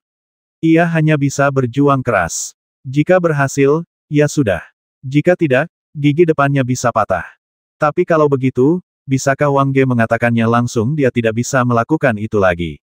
Dia tidak bisa mengecewakan orang dewasa. Baiklah, kalau begitu aku perintahkan kalian untuk bersiap melancarkan serangan umum ke wilayah Kaukasus kapan saja, lalu tenangkan wilayah Kaukasus dalam satu serangan. Nada bicara Gao Longwen tiba-tiba meninggi, lalu ia memberi perintah. Saya mengerti. Tuan Wang menjawab dengan jujur.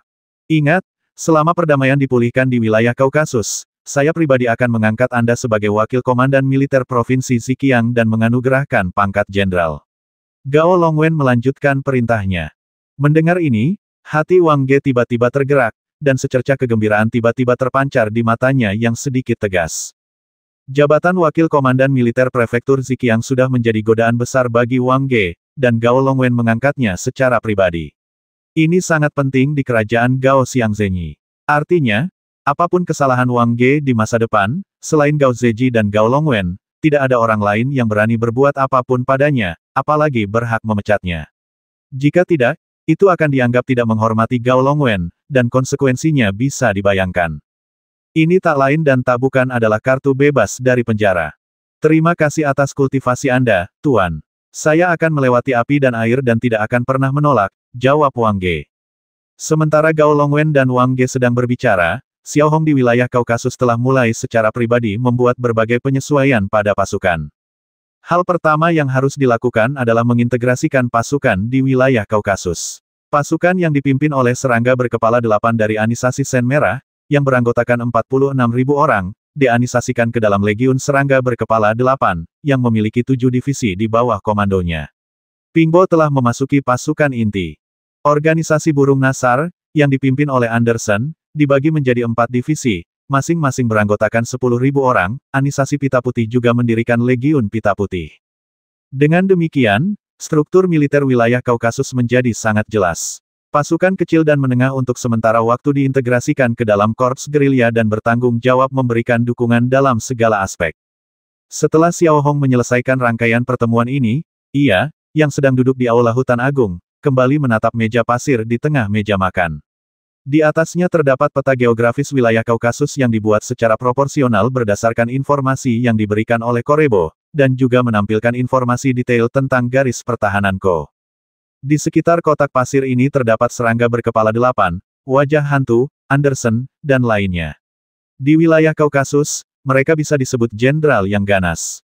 Pertempuran ini tak terelakkan dan kita harus menang. Aku tak peduli siapa yang menonton di Provinsi Zhejiang.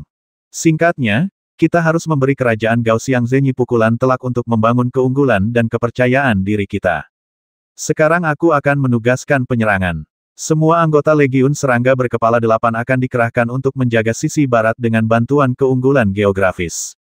Anderson dari Anisasi Burung Nasar akan bertindak sebagai garis pertahanan kedua dan dapat diperkuat bila diperlukan. Ghostface dan Bayo dari Anisasi Pita Putih akan bertanggung jawab menjaga wilayah timur Kaukasus untuk mencegah dukungan dari negara-negara tetangga. Anggota Anisasi Burung Nasar lainnya akan bertanggung jawab menjaga wilayah selatan, terutama untuk mencegah musuh melancarkan serangan diam-diam dengan pasukan lain, kata Xiao Hong dengan ekspresi serius dan sangat hati-hati.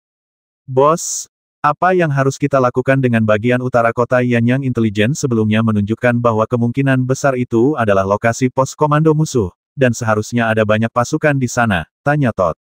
Serahkan saja padaku dan pasukan kepercayaanku, lalu tambahkan pasukan gerilya. Xiao Hong menjawab dengan sangat tenang, lalu mulai menyusun berbagai taktik secara mendalam, termasuk situasi seperti apa yang akan dihadapi, bagaimana cara menyerang, dan bagaimana memanfaatkan keunggulan geografis. Dapat dikatakan bahwa saat ini Xiao Hong bukan lagi penjahat kejam, melainkan seorang jenderal super absolut. Ren Qiyu yang duduk di sudut mulai linglung lagi saat melihat penampilan Xiao Hong. Instruksi tersebut berlangsung selama hampir 6 jam, hingga larut malam, ketika serangga berkepala 8, wajah hantu dan yang lainnya keluar satu demi satu, memimpin pasukan masing-masing, diam-diam menyelinap ke lokasi yang ditentukan, dan mulai mengatur pertahanan sesuai instruksi Xiao Hong. Pertahanan kota Dongjiang sekarang ada di tanganmu. Xiao Hong memberi perintah kepada Ren Qiyu ketika ia tiba di depannya. Kemudian ia memimpin pasukan tawanan keluar dari hotel hutan besar dan bersiap untuk bertempur. Di luar hotel Big Forest, para prajurit kepercayaan yang telah berlatih selama lebih dari 20 hari telah berbaris. Meskipun formasi mereka masih terlihat sangat tidak teratur dan setiap prajurit tampak babak belur, mata mereka memancarkan cahaya tajam yang tak berujung, seolah-olah mereka telah dipoles oleh sesuatu. Kalian pasti sangat menderita akhir-akhir ini. Pergilah dan luapkan amarah kalian di medan perang. Xiao Hong menatap prajurit-prajurit kepercayaannya dan hanya berkata demikian. Kemudian ia dan para prajurit tawanan menaiki kuda mereka dan menuju ke utara. Pasukan terpercaya menggerakkan pola aliran atau pola angin dan mengikutinya dari dekat. Untuk sesaat, setelah Xiao Hong memberi perintah, seluruh wilayah Kaukasus mulai melaksanakan mobilisasi besar-besaran ini secara diam-diam dan memasuki tempat-tempat yang seharusnya mereka jaga. Segala sesuatunya berjalan dengan tertib, dan karena sudah larut malam, tidak ada pergerakan sama sekali. Setelah berlari semalaman, Xiao Hong dan yang lainnya akhirnya tiba di lokasi yang dituju. Berdiri di puncak gunung, di bawah cahaya fajar, Xiao Hong dapat dengan jelas melihat hamparan puncak-puncak yang bergulung-gulung di depannya. Puncak-puncaknya tidak tinggi, yang tertinggi mencapai 500 meter, dan yang terendah hanya beberapa puluh meter. Lerengnya tidak curam, bahkan bisa dibilang landai, seperti sehelai sutra kusut. Dan di antara pegunungan bergelombang ini, meskipun tidak dapat dilihat dari luar, terdapat banyak sekali bunker yang dapat dibuka tutup, beberapa di antaranya otomatis dan beberapa lainnya berjenis tempat berlindung. Hanya ada satu jalan menuju ke pedalaman wilayah Kaukasus, yaitu jalan berkelok-kelok dan memanjang ke wilayah Kaukasus seperti usus. Beritahu Ren Qiyu untuk mengerahkan 10.000 pasukan gerilya dari pasukan kecil dan menengah ke sini secepat mungkin dan masuk ke bunker. Xiao Hong memberi perintah kepada Tinan, lalu membalikkan kudanya dan memimpin pasukan tawanan beserta pasukan kepercayaannya ke benteng logistik terdekat. Benteng logistik merupakan tempat peristirahatan rahasia yang dibentuk dengan melubangi gunung, tempat penyimpanan makanan, obat-obatan, dan perbekalan lainnya. Karena wilayah Kaukasus bukanlah tempat yang kaya, apa yang disebut perbekalan dan makanan tempur hanya mencakup biskuit kering, acar, dan ikan kering. Terlebih lagi, ini telah menghabiskan seluruh sumber daya wilayah Kaukasus. Jika pertempuran ini gagal, wilayah Kaukasus tingkat ke-8 akan jatuh miskin. Oleh karena itu, pertempuran ini sangat penting bagi negara Ziqiang dan juga bagi wilayah Kaukasus. Selama wilayah Kaukasus dapat menang, tidak hanya sejumlah besar perlengkapan tempur dapat disita, tetapi daerah sekitarnya juga dapat dijarah, sehingga wilayah Kaukasus dapat diisi ulang sepenuhnya dan efektivitas tempurnya akan lebih ditingkatkan. Setelah berjalan di jurang selama sekitar 10 menit, mereka tiba di lereng gunung. Ketika Xiao Hong menyingkirkan tumpukan rumput liar, ia dapat melihat dengan jelas sebuah pintu masuk. Terdapat tak kurang dari 20 pintu masuk seperti itu di gunung setinggi 200 meter ini. Setelah melewati terowongan dan masuk, terdapat aula heksagonal di dalamnya. Cahaya dari lampu pola ajaibnya pas dan suhunya sekitar 20 derajat, tidak terlalu dingin maupun terlalu panas. Setelah mengamati sekilas lingkungan sekitarnya, Xiao Hong harus mengakui bahwa Kleibo memiliki keterampilan arsitektur yang maju. Sebelum pertempuran dimulai, ini akan menjadi tempat tinggal sementara kita, kata Xiao Hong kepada pasukan tawanan dan prajurit kepercayaannya di belakangnya. Atas perintah Xiao Hong, ketegangan di antara pasukan tawanan dan pasukan kepercayaan pun sedikit mereda, lalu mereka semua bersandar di tembok untuk beristirahat. Pingbo dan bahkan orang-orang Lord Daeron di pasukan terpercaya mengobrol dengan pasukan tawanan dengan hati-hati, dengan cara yang sangat ramah. Sementara itu, Xiao Hong memimpin Tinan dan Master Wu ke ruang komando inti. Mengaktifkan layar cahaya di dalamnya, Xiao Hong dan yang lainnya dapat dengan jelas melihat segala sesuatu yang terjadi di wilayah Kaukasus Utara. Bahkan pola pengawasan di ujung paling utara wilayah Kaukasus memberi mereka sekilas gambaran kota Yanyang. Meskipun gambarnya kabur, Xiao Hong masih bisa melihat ratusan pejuang pola sihir di bandara, bersemangat untuk beraksi. Selain itu, seluruh kota Yanyang berada di bawah pengamanan yang sangat ketat, dan sistem pertahanan sementara tersebar di seluruh tempat. Jelas, ini sekali lagi membuktikan bahwa Gao Xiangzhenyi Guo berusaha melancarkan serangan damai di wilayah Kaukasus. Dengan cara ini, 4 hari berlalu dengan cepat. Pada pagi hari keempat, Wang Ge, yang berada di kota Yanyang, tampak serius. Berkat koordinasi aktifnya, semua aspek telah dipersiapkan sepenuhnya, dan semua prajurit Gao Xiang siap berangkat. Jenderal, saya baru saja menerima informasi dari Ren Qiu.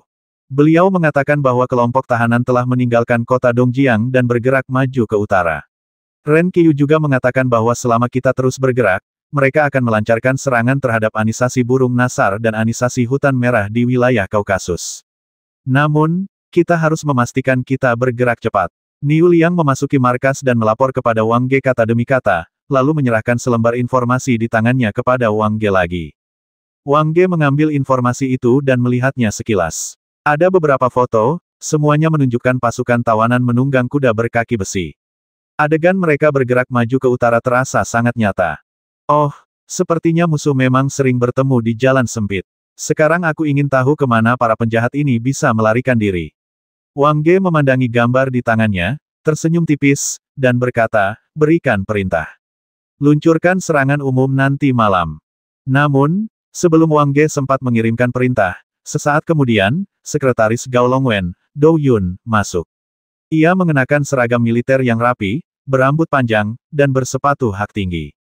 Tubuhnya sangat montok dan jari-jarinya panjang dan ramping.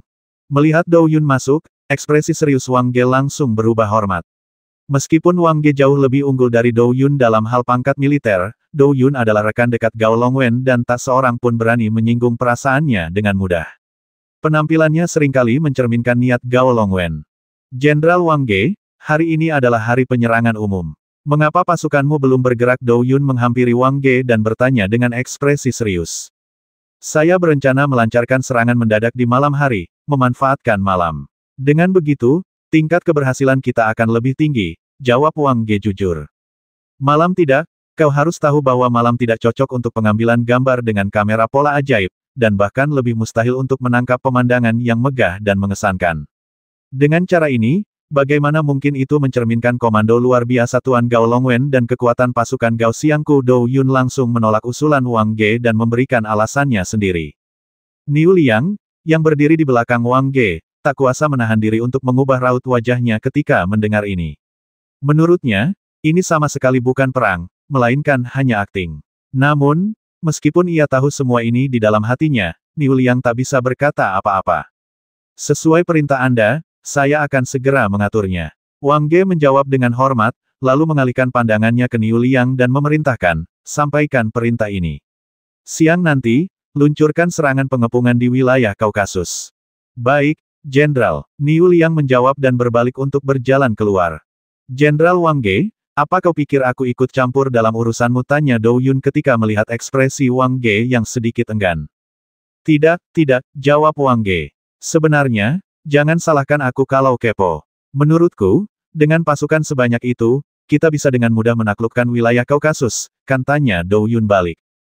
Ya, jawab Wang Ge. Karena kau unggul, kenapa kau tidak bertarung lebih baik? Meskipun aku tidak terlalu paham urusan militer, aku tahu bagaimana melakukan tugasmu dengan lebih baik dan memuaskan atasanmu. Ini seringkali lebih efektif daripada memenangkan pertempuran. Dou Yun menepuk bahu Wang Ge dengan lembut dan menasihatinya dengan ramah.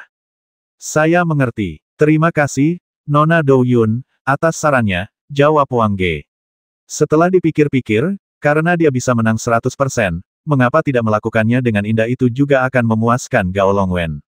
Bukankah Gao Longwen datang ke sini hanya untuk mendapatkan lingkaran prestasi lagi?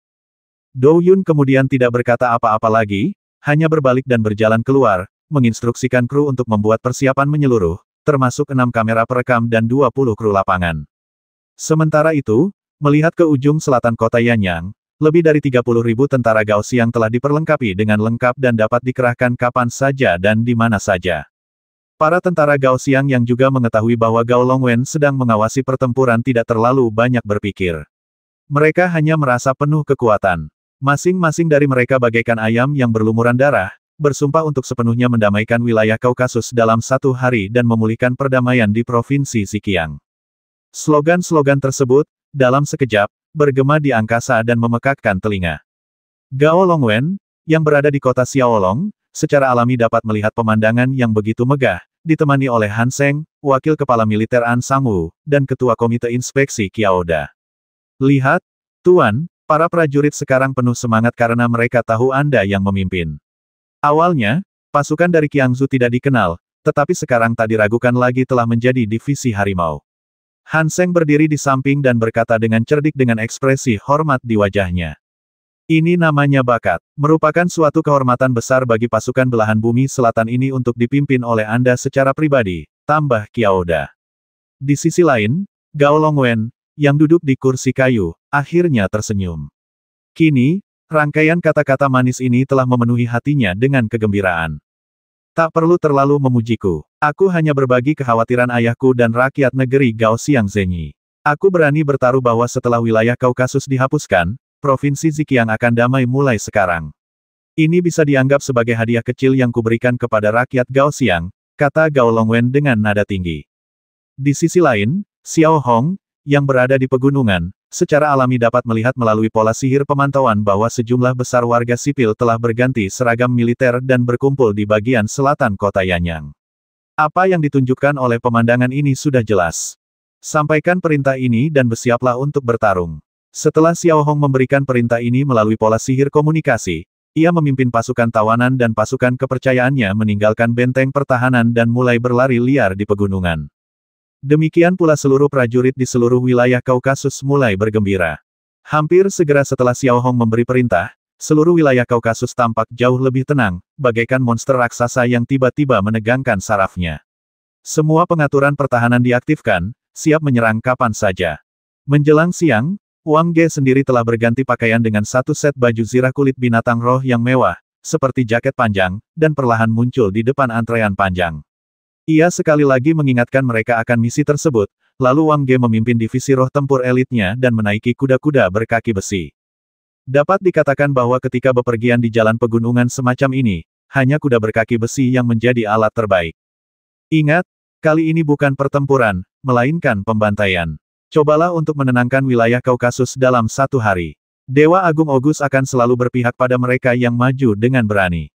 Teriak Wang Ge sambil menunggang kuda berkaki besi. Tentara Gao Xiang yang agung tak terkalahkan. Jawab para prajurit Gao Xiang serempak. Segera setelah itu, Wang Ge tidak berkata apa-apa lagi, lalu menunggang kuda berkaki besinya untuk memimpin divisi semangat juangnya yang tangguh dan langsung menuju wilayah Kaukasus. Para prajurit Gao Xiang di belakangnya juga mulai menggerakkan pola angin militer dan langsung maju ke pegunungan di wilayah Kaukasus. Selain itu, lebih dari 40.000 tentara Gao Xiang yang terletak di sisi barat wilayah Kaukasus juga berangkat dan langsung menuju wilayah Kaukasus untuk menyerang. Hampir tanpa peringatan apapun, dua pasukan terbentuk dalam sekejap dan langsung menyerang musuh. Hanya 1 jam kemudian, divisi semangat berjuang terdepan, menunggang kuda-kuda berkaki besi mereka, menyerbu langsung ke pegunungan di wilayah Kaukasus Utara, memacu dengan kecepatan tinggi. Target pertama Wang Ge adalah kota Manli di wilayah Kaukasus Utara, lalu mereka akan bergerak ke selatan hingga ke kota Dongjiang, menyapu bersih semua yang ada di wilayah Kaukasus, tak seorang pun tersisa hidup. Namun, tepat ketika divisi jiwa berjuang sedang berlari liar di pegunungan, Wang Ge, yang berbaris di depan, tiba-tiba mengubah ekspresinya. Ia melihat cahaya seterang matahari tiba-tiba muncul di langit tepat di depannya, lalu sebuah totem berpola magis dimasukkan langsung ke tempat yang berjarak 100 meter dari Wang Ge, dan dengan cepat meledak, membentuk bola cahaya raksasa. Wang Ge sudah siap secara mental untuk ini. Ia segera mengencangkan kuda berkaki besinya, lalu mengaktifkan perisai pelindung berpola sihir. Namun, yang tak diduga Wang Ge adalah bola cahaya di depannya tampak tak berdaya, hanya bola cahaya biasa. Hanya beberapa detik kemudian, ketika cahaya meredup, Wang Ge dapat dengan jelas melihat Xiao Hong memimpin pasukan tawanan di puncak gunung setinggi 100 meter, menunggang kuda berkaki besi, dan perlahan muncul. Xiao Hong masih berpakaian putih, dan pasukan tawanan di belakangnya, kecuali Tuan Wu, masih mengenakan jaket kulit bulu serigala pang camping yang sama, yang sangat khas. Dengan penemuan ini, secercah kegembiraan perlahan terpancar di raut wajah dingin Wang Ge. Ia telah lama mencari pasukan tawanan dan telah berusaha keras. Kali ini, ia akhirnya bertemu mereka di saat seperti ini. Bagaimana mungkin ia tidak bersemangat? Heh, pemimpin, namamu Xiao Hong, kan berani sekali kau kabur dari kamp konsentrasi Xinyi dan membantai pasukan negara Dagao Xiang Zhenyiku. Kali ini, jaring surga begitu luas dan kau takkan bisa lolos. Wang Ge sedikit mengangkat kepalanya, menatap Xiao Hong di lereng bukit, nadanya dingin, dan di matanya, tatapan kejam dan garang sudah terpancar. Sepertinya kalian hanya punya 3.000 orang mau menangkapku, bukankah jaring ini terlalu kecil? Xiao Hong memegang kendali dengan satu tangan, ekspresinya sama sekali tidak berubah karena kata-kata Wang Ge, dan ia berbicara kepada Wang Ge kata demi kata. Pada saat yang sama Xiao Hong mengatakan ini, 3.300 prajurit kepercayaan telah mendaki lereng bukit, tetapi mereka tidak memiliki kuda berkaki besi. Melihat sekelompok besar orang muncul di belakang Xiao Hong, jumlah mereka langsung melebihi Wang Ge, dan hati Wang Ge sedikit tergerak. Ia telah mengetahui dari intelijen Ren Qiyu bahwa pasukan tawanan ada di mana-mana di sini dan bermusuhan, jadi apa yang terjadi dengan lebih dari 3.000 orang ini? Tampaknya hanya ada satu kemungkinan kecerdasan Ren Qiyu salah, atau dengan kata lain, Ren Qiyu hanyalah seorang wanita yang tidak bisa diandalkan. Namun, Wang Ge tidak lagi mempedulikan hal-hal ini saat ini. Anak panah itu sudah terpasang di tali busur dan harus ditembakkan. Terlebih lagi, mesin-mesin perekam pola sihir di langit telah lepas landas, dan salah satunya sudah diarahkan ke mereka. Lebih dari 3.000, apa kau benar-benar berpikir aku hanya akan membawa 3.000 orang seperti yang kukatakan sebelumnya? Xiao Hong, kau masih terlalu naif. Nada bicara Wang Ge sama sekali tidak menunjukkan kelemahan. Kemudian, saat menoleh ke belakang, ia melihat 30.000 tentara Gao Xiang, sudah mengelilingi sebuah gunung. Mereka muncul ke segala arah dengan kecepatan luar biasa. Dalam sekejap, Wang Ge dikepung oleh lautan manusia di depan dan belakangnya. Kekuatan militernya 10 kali lipat kekuatan tentara tawanan. Wang Ge sebelumnya telah memastikan bahwa pembantaian di kamp konsentrasi Xinyi kemungkinan besar dilakukan oleh ribuan tahanan. Sekarang, hanya ada 500 orang Xiao Hong, ditambah 3.000 pasukan tambahan. Dengan kekuatan tempur super divisi jiwa pertempuran, masih mudah untuk membasmi mereka.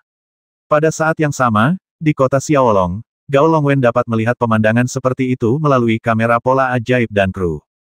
Tuan, orang-orang ini adalah tahanan yang melarikan diri dari kamp konsentrasi Xinyi. Mereka juga pelaku pembasmian Yisinan dan yang lainnya. Kami sudah lama mengejarnya. Tanpa diduga, di bawah kepemimpinan Anda, mereka justru datang ke sini untuk mati, kata Han Seng buru-buru ketika melihat gambar di layar utama. Gubernur Han, Anda tidak perlu khawatir sekarang. Di bawah kepemimpinan langsung Tuan Gao Longwen, kami akan menyelesaikan masalah Anda sebelumnya pada saat yang bersamaan, kata An Sang-woo dengan ekspresi agak serius. Bisa dibilang An Sang-woo adalah seorang komandan militer senior yang sepenuhnya mendukung Gao Longwen. Orang-orang ini tidak akan selamat 1 jam ke depan, kata Gao Longwen dengan sedikit lengkungan di sudut mulutnya.